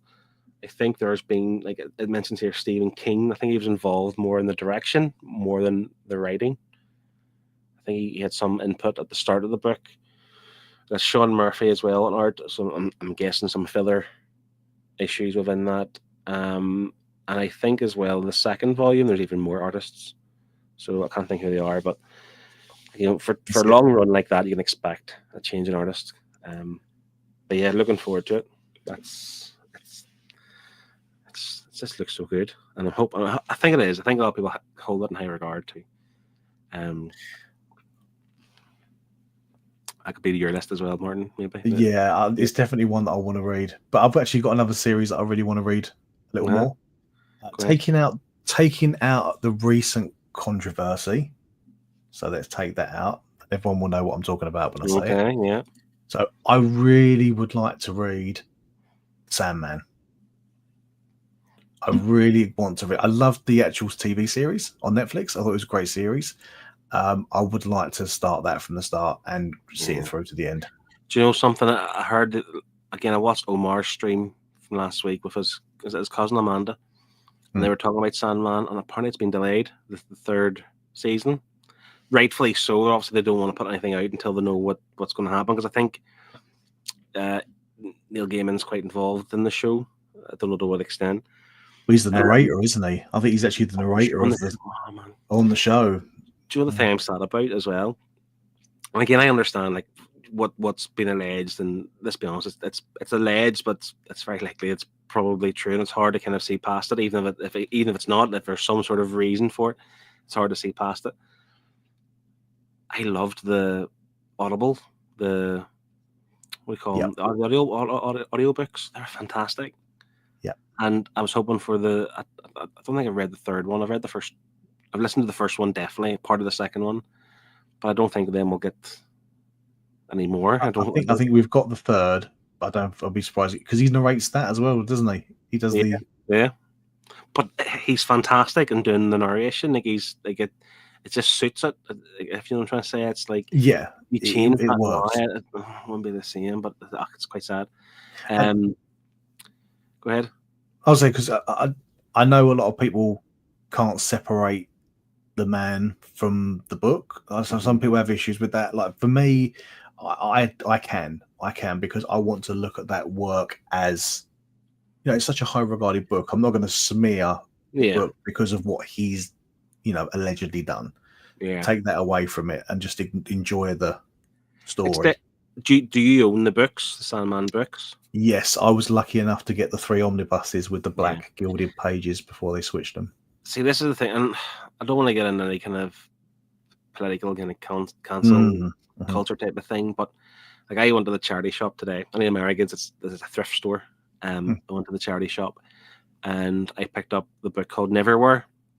And I remember buying it thinking, this is how I was worried about posting it online. Like, if someone sees me buying a Neil Gaiman book, they're going to think I support him type of thing, which I don't. And that, but I bought it anyway because I've heard Neverwhere is really good, the novel. And I put it in our Discord group, and Kevin Wells, K-Wiz, our artist who drew our little Gibblies.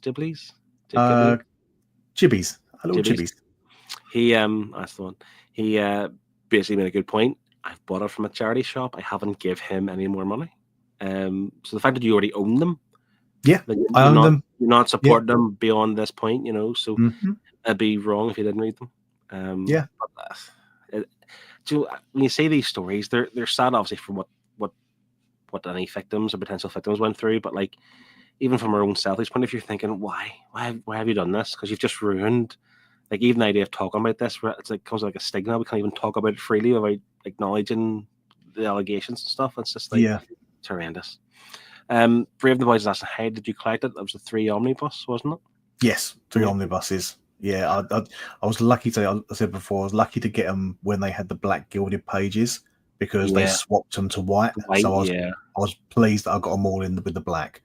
And I think it's got everything in it, isn't it? It's got Overture and Death and in all 3. So, do you know something? Adam was a big fan of Sandman. Again, we read the first volume for the Nerd Herd, and I wasn't blown away. But again, in that environment where you're kind of rushing through your read to get to the show type of thing, I don't think I give it enough time to really take it in. It's quite scary, I think, how many books we've read in the past where we've shot through them quickly. Yeah, but the Audible books are fantastic, and the comics were always one I wanted to go back to read at some stage. I just had to look for secondhand on eBay just so there's no money go back in his pocket type of thing. I don't know. I mean, the Absolute editions look good. Is it the Absolute? They do look nice. Yeah, they look good. But I think there's 5 of them, maybe 6. I can't remember. There's more because there's ones for Dream, isn't there? For Death, and one for Overture. So you got the main run, including those extras. Yeah, Adam's saying he always had down as one of his all-time favorite series. He can't be anyone who struggles to read Sandman now. Brave the Boys owns every format. He is saying his rule. If I love the art before allegations, I will still love it and enjoy it, but I won't check out new stuff written after the allegations came out. And I don't think he's going to be writing any new stuff. I can't see it on his horizon. I don't see it. I think that's a good way to look at it, and I think despite allegations, you got to appreciate the art, and disregard the man. And this is he saying he feels Sandman really picks up with the second volume. I feel like the beginning was him figuring out what the story was going to be, and I do get that impression. Like I say, Adam speaks quite highly of it, and he said to me at the time, "See it through, kind of keep continuing on with it, and you'll really enjoy it." And it is something I've always wanted to read. Because I remember the first volume was like, it's the one. Forgive me for the characters' names. I'm not good with details. Where they had the whole sacrifice and the whole kind of cult, and they killed somebody and to kind of bring him back, so to speak. And it was a bit weird, a bit odd. But then because they were trying to trap Death, wasn't they? Yeah. But they got Dream instead. They got Dream instead, yeah. And it was a bit weird. But now, since I've read the Audible and I watched the first season on Netflix, I feel like I actually knew what was happening. Like, I could read it and be comfortable and not being lost within the book. GP fan, I'm saying, do it, Martin. He picked up the first volume. It's brilliant. Adam's also saying here, Stephen King co-wrote the first arc. There was 2 alternating storylines in different time periods, one by Snyder, one by King. Such a great start to the series. I didn't know that. I honestly just thought Stephen King was somehow involved in the direction of the story, but I didn't actually realize he put pen to paper, so to speak. So, yeah, I'll leave him another reason because I love Stephen King stuff.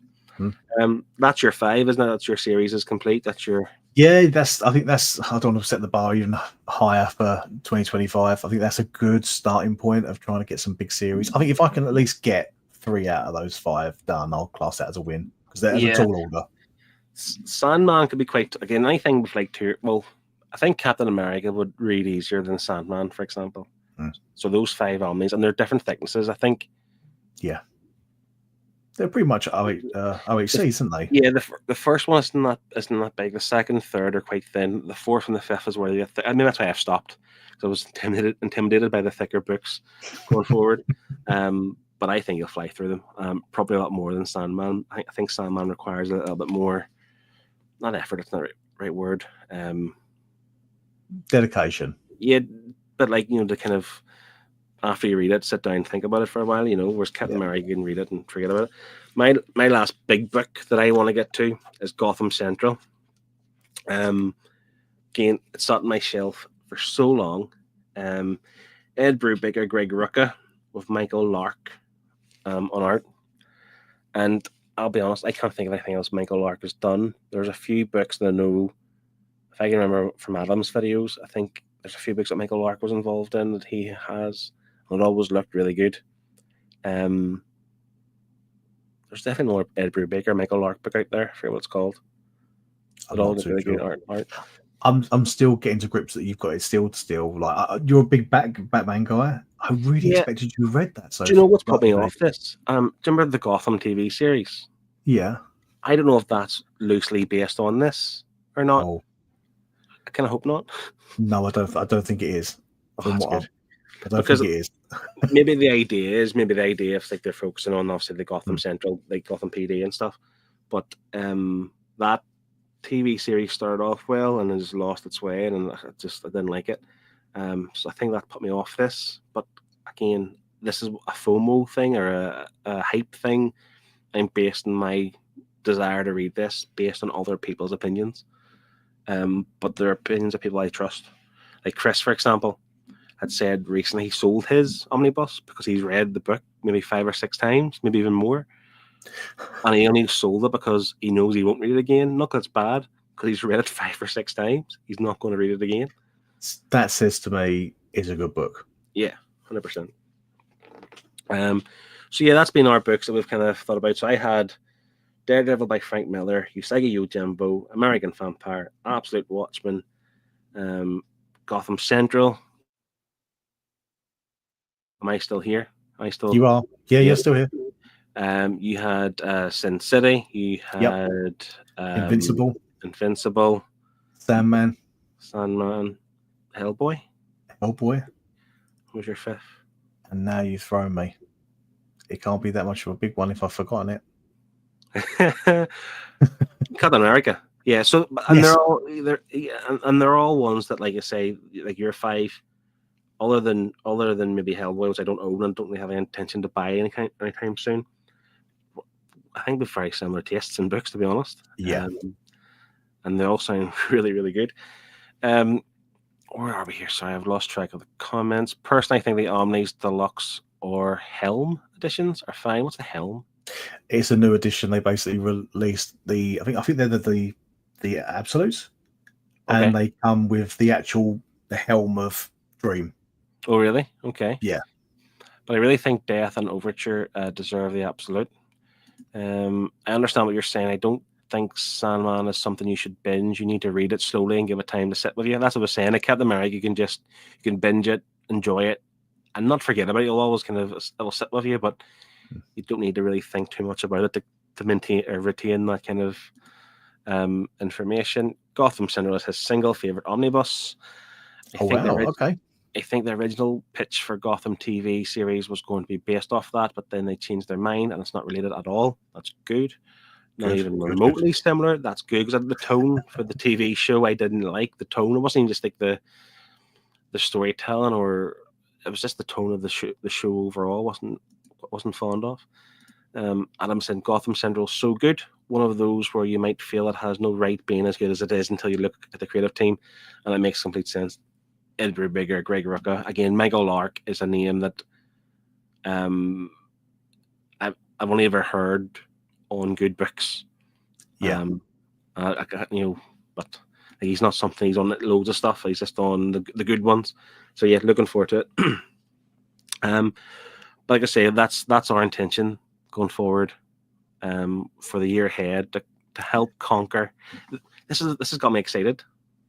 Listening to these books, talking about these books, it's got me excited now to read. And it's good. Talking about some series, it makes me want to. I was trying to think of what's next, and I like getting the smaller books in there because they're nice, quick reads. You know, they're easy knockoffs off the TBR. But these big series were ones you've got to brave. You've got to step up and have a go at them. Yeah, I know what you mean. It's a lot of commitment. But like I say, the ones you've mentioned, even American Vampire, I don't think that's going to be too difficult a book. Invincible, according to comments, you could fly through those as well. Really kind of fast pace. Captain America, I read the first 3 in no time. And I'm a slow reader myself, so I think you'll enjoy that too. Again, I stopped only because I wanted to try something different in between. But I think we can achieve this. We should revisit this again this time next year. 100%. See if we've actually finished these books and finished these series. But see again, we've finished. Exactly. The reason why I didn't mention something like Power Rangers, for example, because that is a big commitment. It's a very big commitment. 1, 2, 3, 4, 5, 6. I only have 7 of the books, but there's like 3 or 4 I don't have. Yep. I think I've got a Kallax full already. Yeah. One Kallax square. 1, 2, 3, 4, 5, 6, 7, 8, 9. 9. That's a lot. And there's another 2 coming out, so we're looking at 11. So that's why I didn't mention Power Rangers, but it is on my list to at least start at some stage. Beard and the Boys, he's heading off now. He says, great show, guys. Good luck with your reading goals. Thanks for keeping me entertained on my lunch break. Thanks for popping by. Thank you. Yeah, so I'm pumped. What has also got me pumped? So it's the 31st of January. And so you've read a few books. I've read a few books so far this year. I don't know what you're going to say about this, but I feel like this has set the bar for the year. I feel like this has been the best book I've read so far this calendar year. I feel like I've read some good books, but this has definitely left me wanting more. I finished it and I was just It's so I don't think I've ever read a how do you put this? A supernatural cyber horror book. Perfect. Is that right? Yeah. Yeah. So if you haven't read this, let's say it's written by James Tynion, art by Fernando Blanco. And even like I know these, I don't know if you read these blurbs of like people who praise the book, but you got Robert Kirkman, you got Kieran Gillen, you got Brian K. Vaughan, you got Scott Snyder basically saying it's as close as the perfect comic you're going to get. And say, to be fair, for an open and indie comic book, this is how you do it. This is how you get people on board. Yeah. Opinion. I'll just read the synopsis. So, in 1999, Gabriel and his friends, discovered the Undernet, a secret architecture to the internet. They chartered their exploration on a message board called World Tree. Then they lost control. Someone broke into World Tree. Someone who welcomed the violent hold the Undernet had on them. At great personal cost, Gabriel and the others thought they'd seal the Undernet away for good. They were wrong, and now the whole world will know the meaning of fear, and it's PH34R, fear. This is really, like, the concept might sound a bit outrageous, but it's like, I suppose it's kind of dark web kind of idea, isn't it, really? Yeah. But it's connecting this world to another world via the internet and something beyond the internet, like called the Undernet. And it's traumatic. It gives a mind like a twist your mind to go off and do things. You're basically being possessed, essentially, aren't you? Yeah. This kind of stuff. I think I referred to that actually, some sort of form of possession. I'll find the exact word. For you, where did you feel this book picked up? Do you know something? The first issue, if I can remember correctly, I think it ended. I think it ended in the police station with fear. It ended. Do you know the first issue? I loved it because you had the main guy Gabriel. So this all happened in 1989. We're now 2024, and Gabriel's become this like kind of not Elon Musk type of like a tech guru, like he's in charge of Google or something. And it ends of him, or starts off with him. These attacks happening. This guy has been driven to basically commit a lot of murders, and they're quite gruesome. And he murders people who are just going about their day. He calls it like an old man an old couple's house and kills both of them, and the wee granny's like baking buns or something. And but then Gabriel has he shuts down his meetings. He says, I'm away, take yourself off and paid leave. I've got something to deal with, because he's obviously now aware that the undernet's come back again. And it's all quite it's so weird because he's so calm. Like he's been there, done that before, and he's so calm that he thinks he gives that vibe. He expected it at some stage, you know. Now I'm not going to get any spoilers away in terms of who the kind of person is. This is not an all ages book. It's definitely for the adults. Not just 100%. Because of the kind of gruesome murders, but there's a lot of nudity. I mean, you do see you see boobies and you see penises at one point, and so yeah, then it's not for young kids, and that's not why I enjoy the book, by the way. That's not why. But no. I do believe you, but I say that I did sound sarcastic then, but no, I believe you.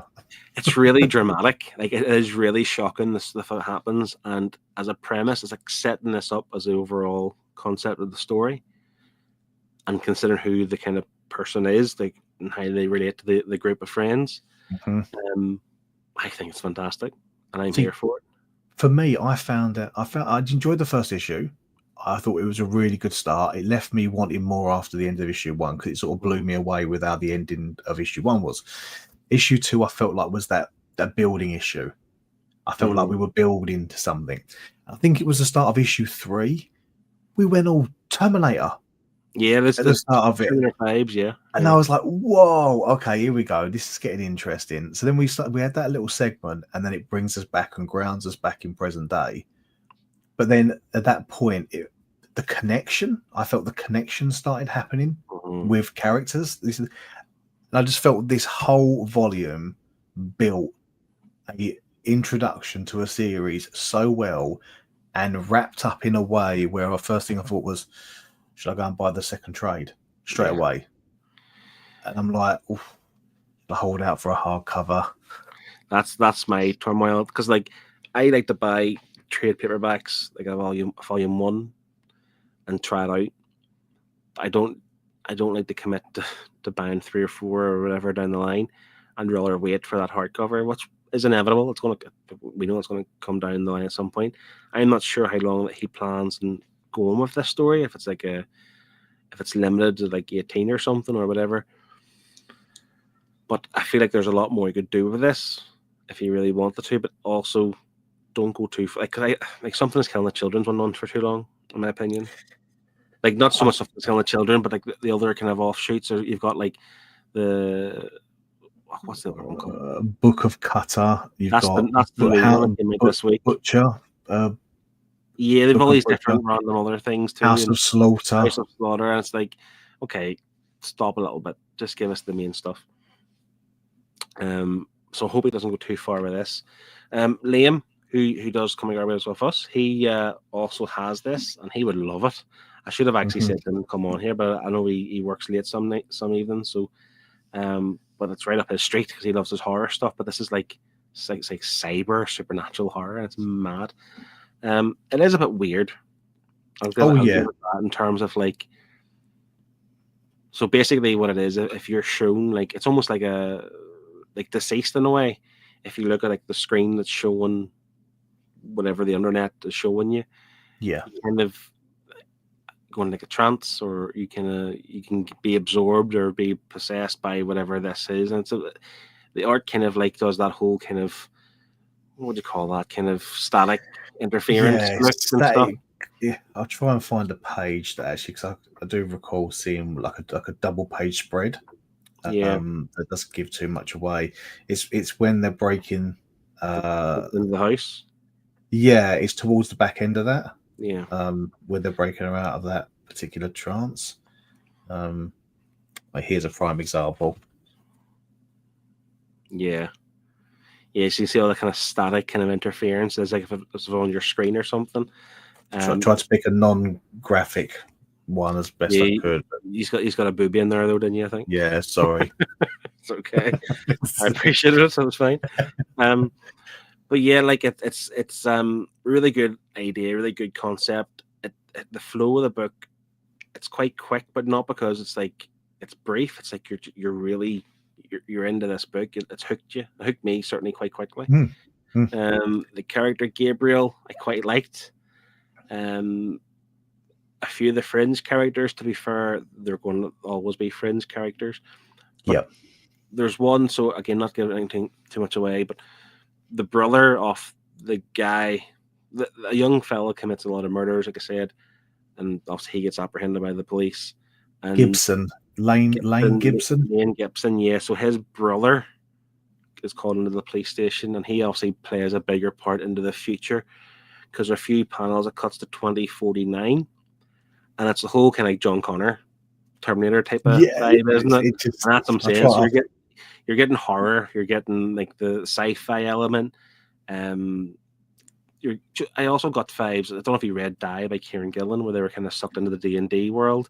I was getting vibes from that too, in terms of these people obviously have a history of being involved with this undernet, and it's almost like you're getting sucked into a video game. Because I think someone referred to that, like, is this all VR? Is this real? It's weird. I could say it. Go ahead.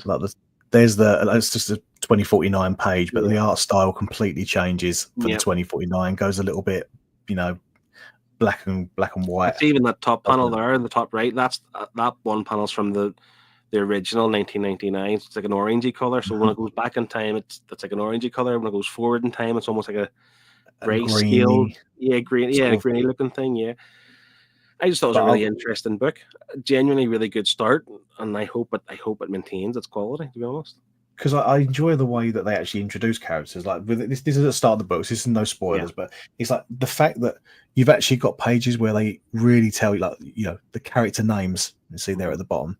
They tell you when they're starting a little arc with these characters, so you can say, "Oh right, Darren. Okay, this is to do with Darren, this particular one," and then you're following that person's story. Yeah. It's broken, and the pace of it was really, really well. I really like the FBI agent Silk, the girl, because she has an eye patch. Yep. And I think at one point, I can't remember who it was now. Somebody cracked a wee quick joke. I was like, I need to get away from the parrot lady. And I just thought, just stuff like that. I don't know, it sounds stupid, but it's really funny. But I thought, for all the guys who are watching, if you're still watching, grab this book and give it a try, because I don't think you'll be disappointed unless you're offended by partial nudity at times. But it's a really weird concept, but in a good way, and it's delivered for the first volume at least. I just hope again it continues, and we're not kind of left wanting or left being disappointed. But one thing we've talked about in our Discord this week, there's a fine line between hyping a book and sharing your excitement for it. So we're obviously excited and enjoyed this book so much, but we don't want to hype it up too much that you then think it's going to be better than what it is. So all we can say is try it out. It's worth that, and make your own judgment. But I don't think, from the people here in the chat who I know of and know their kind of stuff they like, I don't think they'll be disappointed. No, a first trade. I like the art as well a lot. The art was really good. I think it really suits the kind of book, because it almost reminded me of I don't want to say the Brubaker Phillips stuff, but like that kind of art style, that kind of, it was a bit like Sean Phillips and Jacob Phillips kind of art style, wasn't it? A little bit? I think the only nitpick I'll probably say that I had with the art is that on the darker pages, if you're not reading in a lit room, you're going to have a bit of an issue seeing what's in each panel. But I think that's a nitpick. A very small nitpick. If you're in a lighted room, you'll be perfectly fine. I was laying in bed of an evening. I was sort of like twisting my thing towards the light a little bit more. See, I actually read mostly in the dark and a bit at night, and I have a little kind of LED light, and it has a wee clip you put in the back of the book, and then that's just the fold over the book. But I don't have it with me now, but sometimes I like hold it just like a magnifying glass. Do you know, analyzing the review. Sometimes. But the reason, I don't know, it sounds daft. I like the idea like the room is dark. I've got the light on this book. The only thing lit in this room is this book, and I'm fully focused on this book. So those dark pages, I'm aware of them, but at the time it didn't impact me because I had that little light. But by all means, yeah, they would be quite dark if you were just reading normally like a normal person and not like a goof like me. But yeah. So what would you score this? Because I'm going to do a review on my Goodreads because I it's like I'm trying to get into the habit of doing that, is reviewing books on Goodreads, just trying to give it a sort of a brief of my experience. Now, for me personally, I don't think it was a perfect read. No, but it was a great read. So me personally, I'm sitting around maybe the 4 stars if I was on Goodreads. Yeah, I'm definitely like, again, we used to rate things out of 10. I find Goodreads hard because you have to give it a whole star.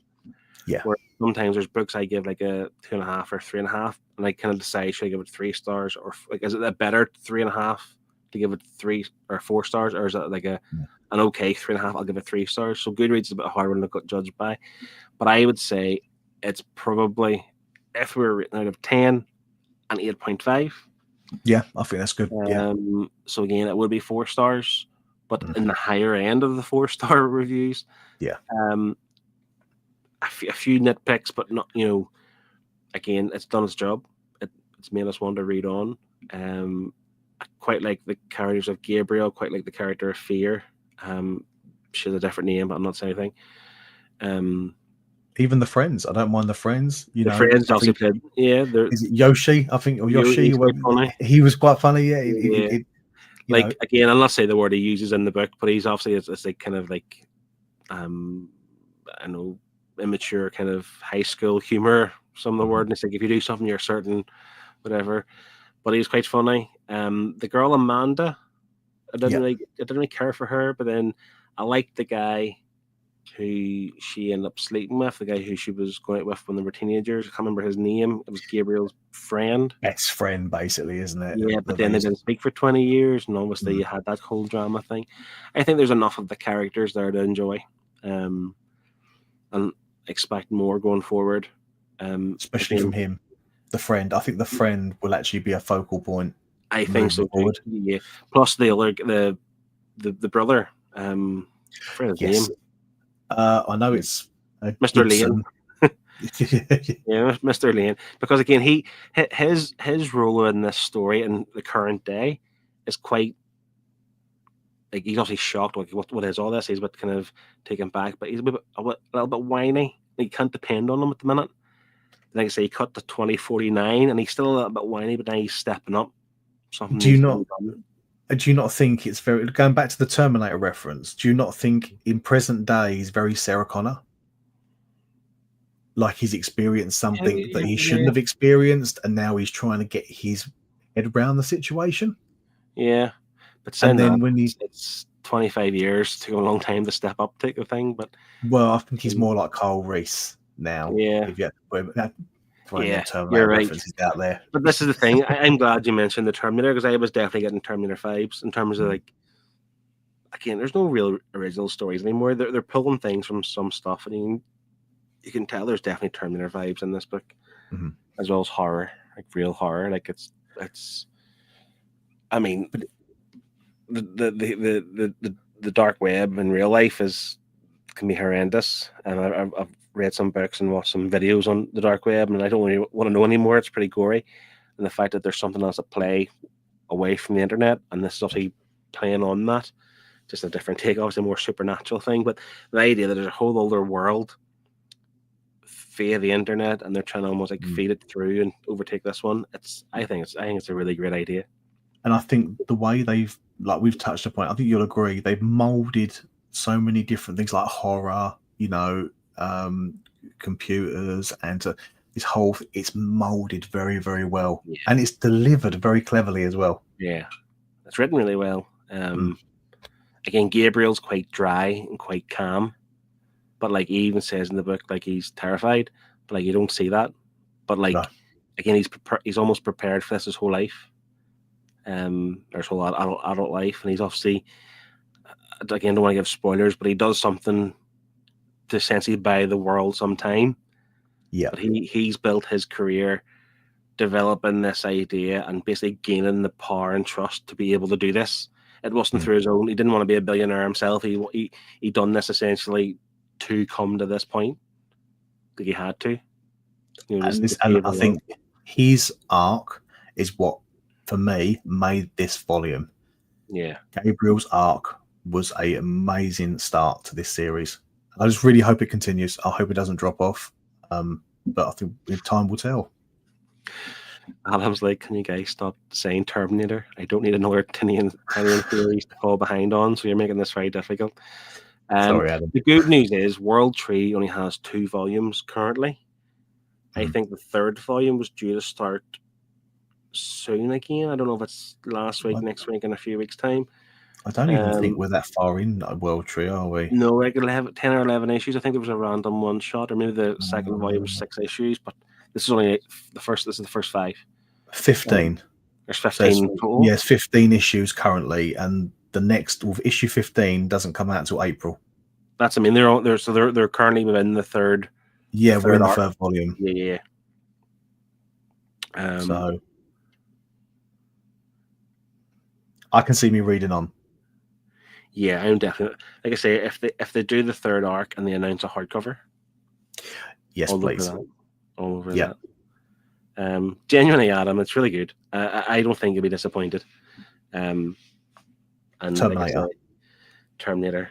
Yeah. Terminator. And like the good Terminator, like the Terminator and Terminator 2. The original Terminator. Yeah. And Terminator 2, yeah. Yeah. And then, do it. Do it, Adam. But again, the whole World Tree thing, by the way, is like, so the World Tree is like a site they create, like a message board, which they obviously use to communicate in a way to defeat this enemy back in 1999. And this is why it's called World Tree, because it's kind of restarts. This is how it worked before, it worked again, but of course there's obviously new threats and whatever else. So, he said I only just got round to reading the 2 something that's called the Children Deluxe volumes before Christmas, and he's basically screaming at us to stop. Do it now. Do it now. No. Arnie accent I could, just to give that Terminator reference again. Something on the Children. That's something I need to read as well. I've read the first one, and then the second one I have, to be fair. But like, I don't know what put me off reading something that's I think it was the idea that there's so many of these offshoots now.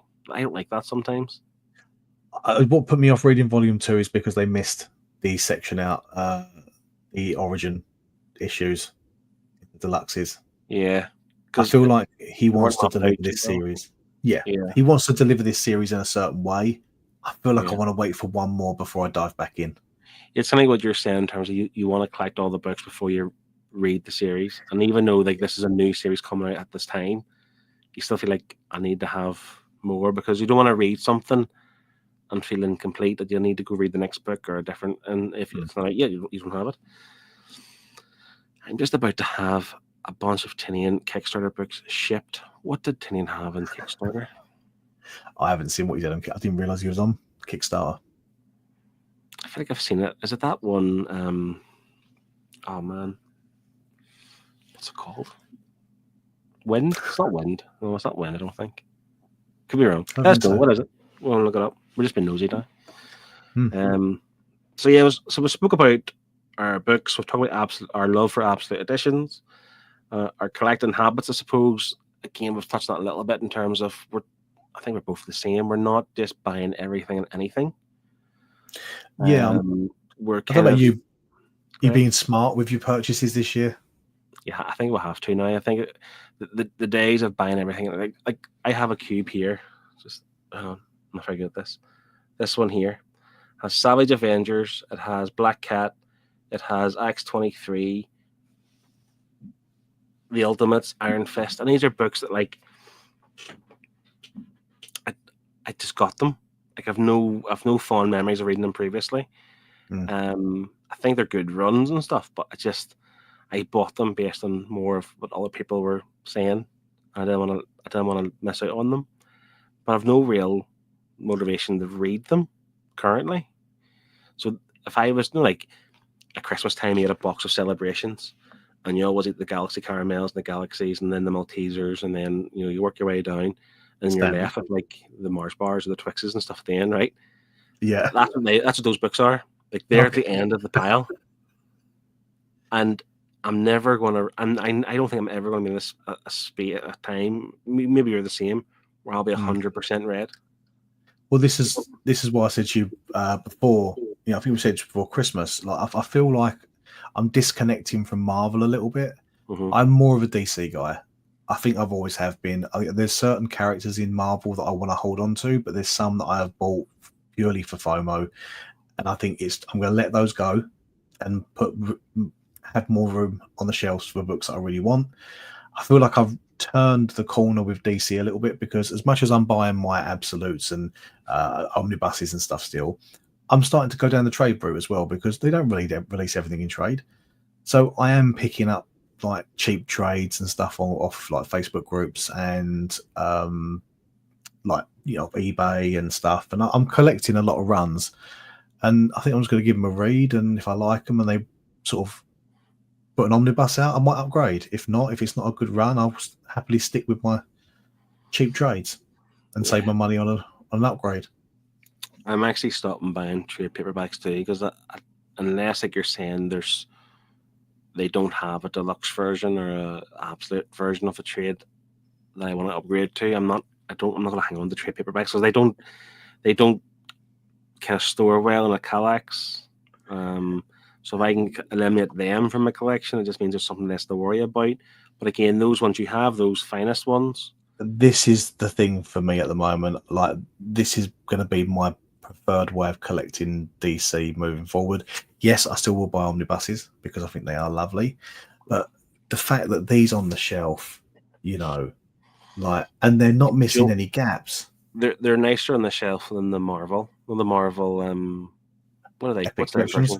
That's the one, yeah. They look nicer on the shelves. They do. Yeah. And I'm just hoping they really do deliver with the run. Adam's saying the Woods mimetic? Yeah, that's a tongue twister type thing. Something apocalyptic trilogy and the art of something to on the children. I didn't see that, to be fair, but I've heard the Woods is very good, and JP Venom's saying the same thing. I have heard it's good. I think I've seen the omnibus of that, or the hardcover deluxe. I think that was a thought bubble last year that had loads of them about because James Tynion was there, and it's a big slipcase as well. That's a big thick book. Like it's an omnibus, but it's an Image hardcover slipcase, or sorry, Boom Studio slipcase edition. See, are these series any good? I'm interested by them because I do love, Tynion as a writer. I think he's a great writer, but do I want to dive into everything he's written? Not as DC stuff anyway, because Batman wasn't great. No, which is why I bought the trade. Like, something that's killing the children. I say the Woods. Did he do Wind? I think he done Wind, but I could be wrong. Maybe I'm getting Wind and the Woods confused with one another. World Tree. He done the Department of Truth, hasn't he? Yeah, that's Tynion. The Nice House on the Lake, Nice House by the Sea. That's Tynion. There's loads. Like he's been on fire the last couple of years, but again, kind of like Scott Snyder, not everything's going to be gold. Because I'm a wee bit mixed on Scott Snyder, especially his indie work. I don't think it's as good as his Batman kind of stuff. And I'm glad we're talking about sort of a particular creator, because that's something I really want to speak about tonight. Now, there's a particular universe, should we call it, that I really want to get into, and we've already got into it already. Oh yeah, oh, it's fantastic. I really want to get into what's he called it as a name for it, isn't it? He called Miller World, yeah. Yeah. I want to read some of Miller World stuff, so I'm thinking of giving like Jupiter's Legacy a go, and the Ambassadors a try when it comes out. Something I loved that was one of my first books I got into in single issue collecting was Magic Order, and the first volume release is fantastic. I'm not convinced that the rest of them live up to it. They're still really good, but I haven't finished it all. I think there's a current one ongoing. I've ordered that book. It was dispatched today, so I'm quite jealous you have it already. Sorry. I know. It's a library edition, Dark Horse. It's got gold edges and all the rest of it, doesn't it? Yeah, it's a beauty. It looks wonderful. That's you. That's you. Because I still say it. I said, I'm not going to like that. I'm not going to like that book. Yeah. It was one of the biggest scores I gave.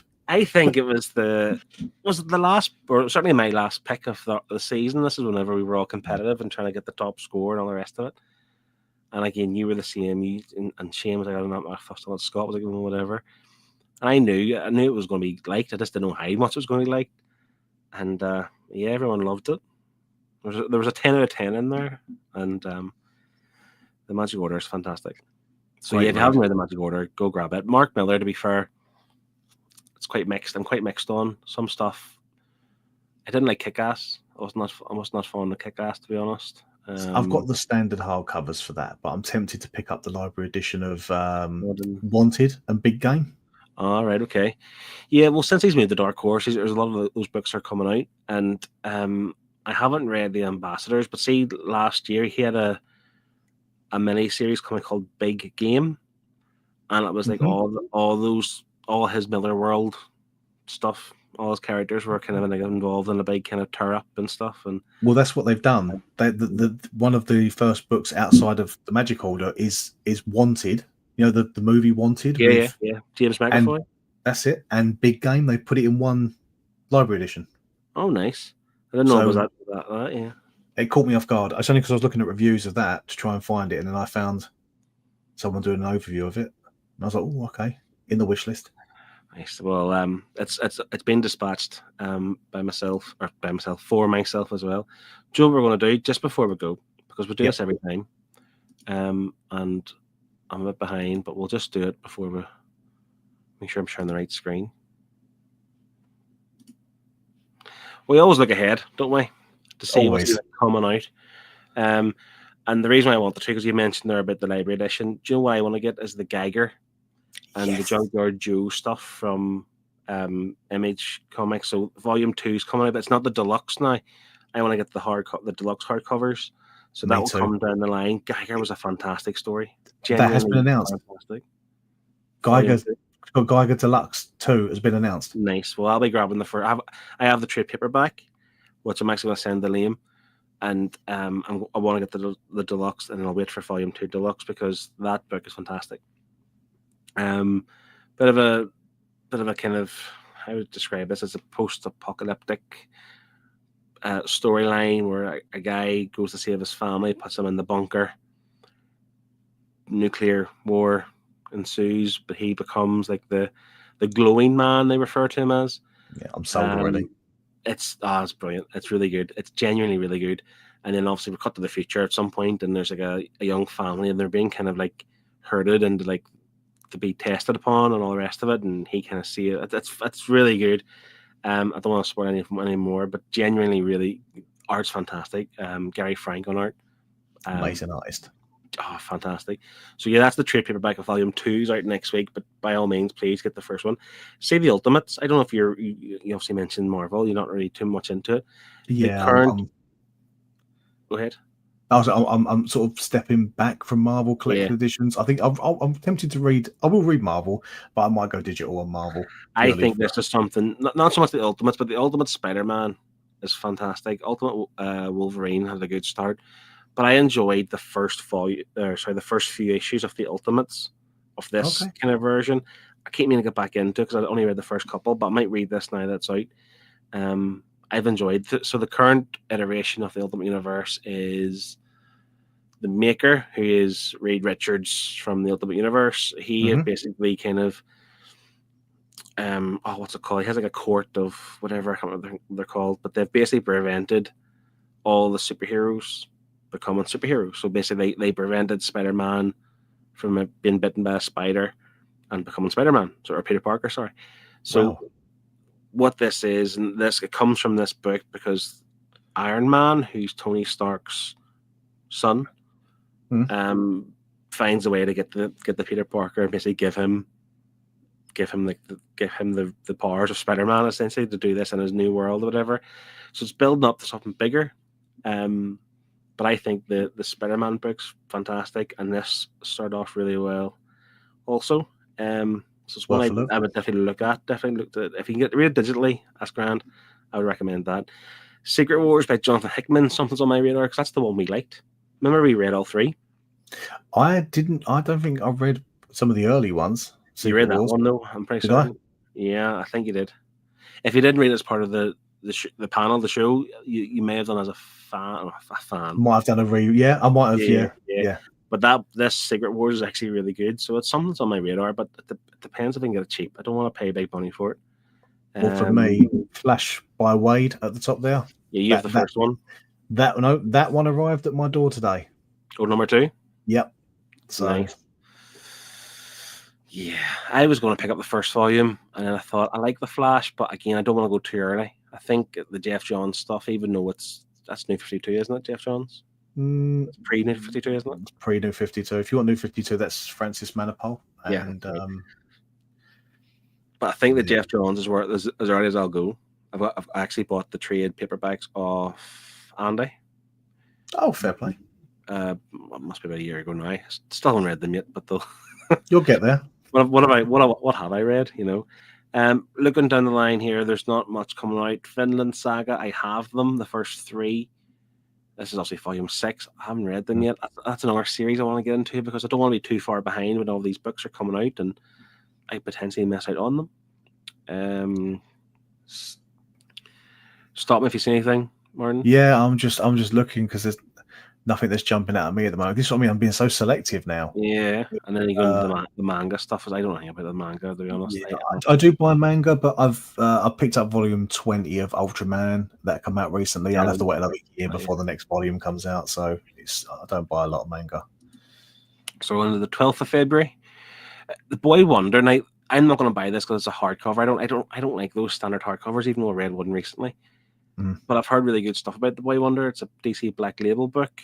I can't remember who's on the book. I don't want to click into it, but it's something I'm going to check out. I might read digitally, and then maybe if there's a deluxe or something down the line. I've heard good things.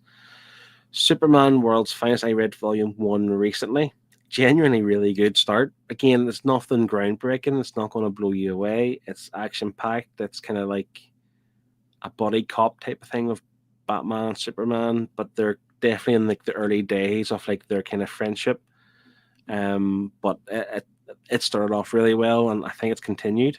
It sounds like a fun read. Like when you were just, when you covered it, it sounded like a fun read. I just don't.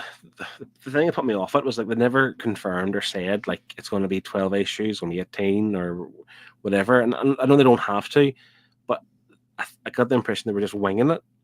And I kind of think, well, when how much of a structured story can you have if you're just winging it? And that's why kind of put me off. But Dan Moore on art's fantastic. The Killer Be Killed Compendium. I know that's one I think Scott's looking at because everyone wants the hardcover, which I have. Yeah, I'm being sour. I'm not buying the compendium. I'm making my stand. I want the hardcover reprinted. But while they reprint it, I don't know. There's 2 there that I've got my eyes on. The Far Sector Deluxe. That's supposed to be a good read. Yeah, it is a good read. That's I'm terrible with details, but A.K. Jemison is an actual prose author, like a proper author, and she wrote this book, and I can't remember the name of the Green Lantern, but it's a new concept, and she's basically investigating a crime. And do you know something? It's been not long since I've read it, but it's fantastic. And now that there's a deluxe, which I didn't know about, I might upgrade to that. Makes sense. And Doom Patrol's another one for me. That particular release for Doom Patrol is the first appearance of Doom Patrol, so it's the origins. So, oh, nice. Do you know something? Doom Patrol played a big part in the volume 1 of Batman Superman World's Finest, and I never mentioned it on my video, and I should have done because I loved the Doom Patrol in that version. Now it's obviously more modern day, but they were so good. They were like they genuinely like why have they not been on my radar before? But yeah, Doom Patrol. That's one of those DC Finest books. Forever Evil, is that an omnibus? Yeah, it's for the event. I do tend to buy the event omnibuses, so I probably will pick that up. Not straight away, but I will pick it up at some point, I think. I've got the hardcover of the main series. I didn't realize there was that many tie-ins to it. Yeah, so the Amazing Spider-Man, something we spoke about today. I texted you today about it. I've picked it up. I've got the first 5. I need to continue on with them. I need to read them, obviously, first and foremost. But yeah, I you know yourself, Spider-Man goes out of print, and then you don't see it for a long time. Yeah, and I want the DM as well. I've got all first 5 volumes in the DM covers. Yeah, so I've got all from Spirit Planet. I just went from the original one because the price in some of the stores I don't like to pay. So books, etc. It's £49 for that one, for the main cover there. So I just went with it because makes sense. You can get, if you really wanted, you can get a custom. Roy 21 on Insta can get them for you. I have a few of them. I know. Well, he done a couple for me, and I've printed a couple off them. Like it was like the Amazing Spider-Man book 2. I got cover 50 as the main cover. No, the one was like, oh no, it's the first appearance of Kingpin is the comic book. I can't think of the cover. He's like it's all red and he's walking away type of thing. Nice cover. It's a lovely cover. And I got a Venom cover from him as well, printed for one of the Venom books. There's not much else here. I mean, I hit Fairyland. I kind of fell off that. It was okay at the start. Yeah, not for me, I don't think. Spawn, that's a paperback, isn't it? Yeah, what they do is they release two trade paperbacks, and then they release an OHC. So I'll wait for the OHC. The 19th of February, which is somebody's birthday that day. Somebody who's going to be 39 years of age that day. Wonder who. Harley Quinn. You're grabbing that, I take it. 100%. Yeah. Said something. They're coming thick and fast. These DC finest. Red Hood the Hill. That's something's on your radar. It will be, because I find Red Hood is not something they don't really go on omnibuses for Red Hood. So getting the trades is probably the only way of collecting. Yeah, I can't see who the writer is, but Sanford Green, that must be the artist. I think it's not something I've dived into personally, but I will. Yeah, Nightfall, that'll be one. I'll be getting that as well. I don't have the first one, but I've got the first. It's a compendium, but it's basically called an omnibus. It's a paperback. I have it. I don't think I'll do that myself, to be honest. Again, trying to be quite strict or whatever. There's one Chris was talking about. It actually is a really long title. Dr. Worthless, the man who studied murder and nearly killed the comics industry. Oh yeah. I don't know who that is, but I'm willing to bet that's based on a true story, because Chris likes that kind of stuff. And I think Harold Schick and Eric Powell they're the ones who done the Have You Seen What Eddie Gain Done? I think it was called, which is based on a true story. So, Turtles will be another one for me. Where's that? Just up the top there. The Mirage years. That is... So you've got the 3 compendiums that are omnibus size that are the original black and white Mirage run. And then this follows directly on from it. Oh, okay. So this is the next series after the original run. So, and it's a smaller hardcover. It's not a big book. So that's going to be the next one for me, because I'm a TMNT guy. There's another book of Cutter you were talking about. Yeah, another spin-off.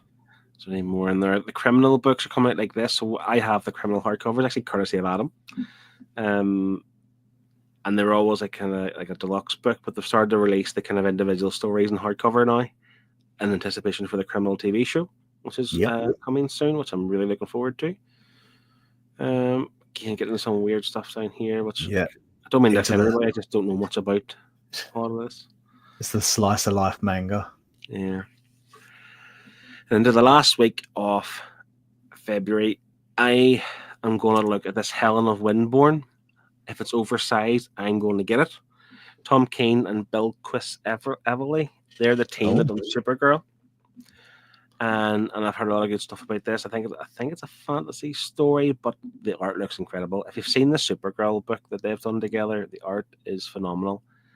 and I think I'm gonna grab this if it's an oversized book. Dark Horse 10, like those Mark Miller ones. Doesn't mention library edition, but if it's an oversized hardcover, I'm all for it. You'll have If to not, check it. I'll wait until it is oversized. It will be one day, I'm sure. Flash. Is that one for you? The Flash by Yes. Grant Morrison and Mark Miller. That continues from. People might be tell me if I'm wrong. I think it continues from the second volume of Mark Waid's run. Okay, cool. They swap titles. So this is actually, I think, it's the Black Flash origin. Do I need to say I bought this? Will I have the Mark Waid stuff? I don't know that for sure because they changed writers, didn't they? This is Grant Morrison stepping on the book and Waid stepped off. I think they swapped between that and JLA. So obviously Grant Morrison was writing JLA, Mark Waid was writing Flash, and then they swapped for an arc. I might look into that to see is it can it be considered a standalone? It could be. It could be. It's all about the Black Flash origin. Let's see what else. Just a few trade paperbacks. Yeah. I'll get some of these because obviously, like Power Girl and stuff like that. I'll pick some of these up. There's the Absolute Transmetropolitan. There it is. I haven't read it. I know Chris had it. I think he spoke quite fondly of it. I'm pretty certain. Adam, if you're still here, I think did you have this in your old collection videos too? I think at least the first volume. I can't remember. I need to look into it. Well, I haven't read the first two. But yeah, it's Warren Ellis. It's cyberpunk. You're all on board. Absolute. I'm checked in. Yeah. So. There's not much that I can certainly speak about as well. It's quite a quiet month, isn't it? Oh, there's our buddy, the fandom. Yeah, see now I've looked into these and they are very small, sort of like tiny books. Hand pressed, I think. Look at the price. $60. Fuck that. I've checked on like Amazon and that they're going for like £50 a book, and I'm like, as much as I love the Phantom, I don't want to pay £50 for a small book. It's just too much.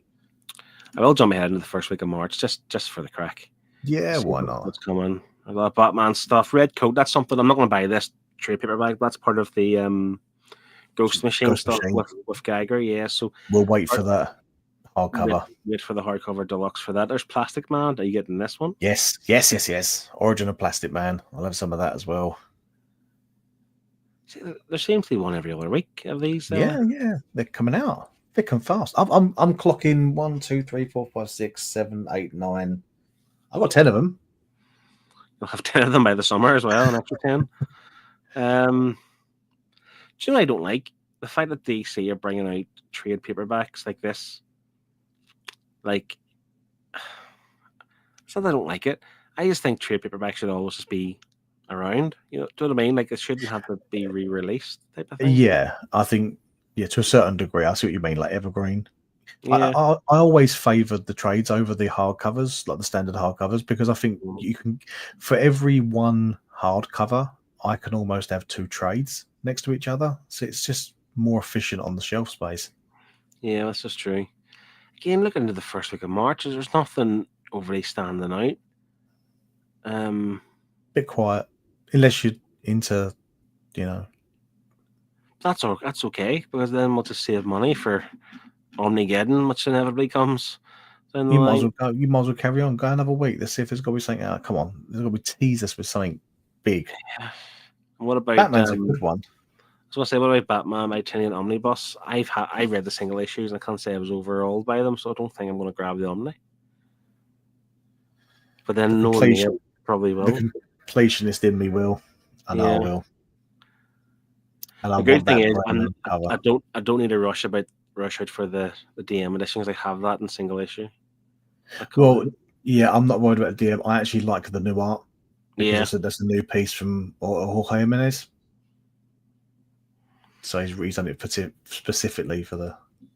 Yeah, so I got it wrong. Adam doesn't have it. He says he always wanted to read it, and will probably read it digitally before considering the absolutes. I have no idea if the art is worth going with that format or not.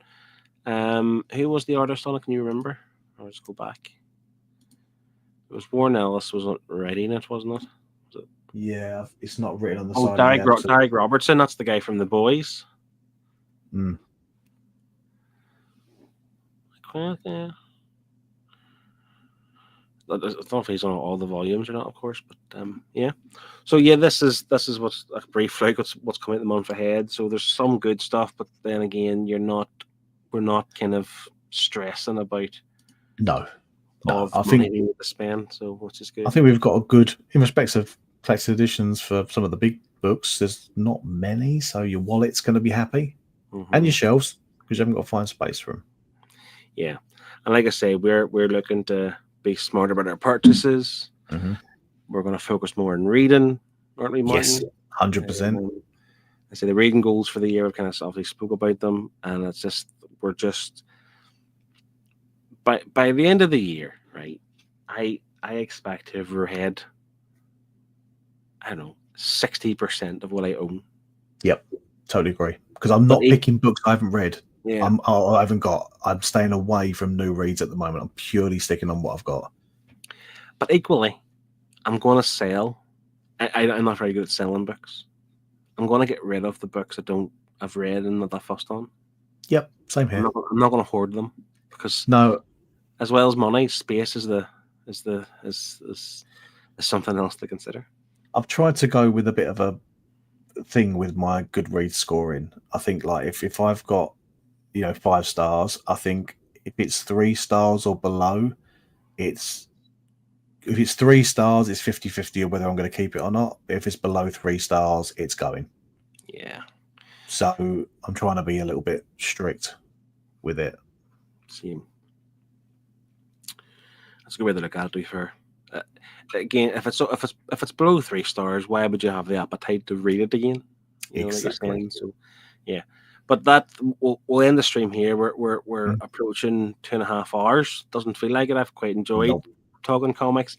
Adam, who said way at the start he was ill and was going to go to bed, has stuck it out. So thanks very much, champion, everyone for joining in, liking and commenting and all that stuff. It was quite enjoyable. Brave and the boys had a lot to say too, so he played his part in the stream. That's why I ask questions. I think it's great as well. By all means, we will aim to do this every month at least. I think February we'll work it out. Like say, it may be my birthday in February, and I may be quite busy with all our weekends, but we'll definitely try and get something in, as well as having the Comic Airwave show back soon as well. Again, it's hard to get the 4 of us together at the same time, just with life and work, and just it's hard to get all 4 together, but we will aim to get that set up as well. I think Scott still has intention to do the Room 616 stuff over in Comic Airwave's channel.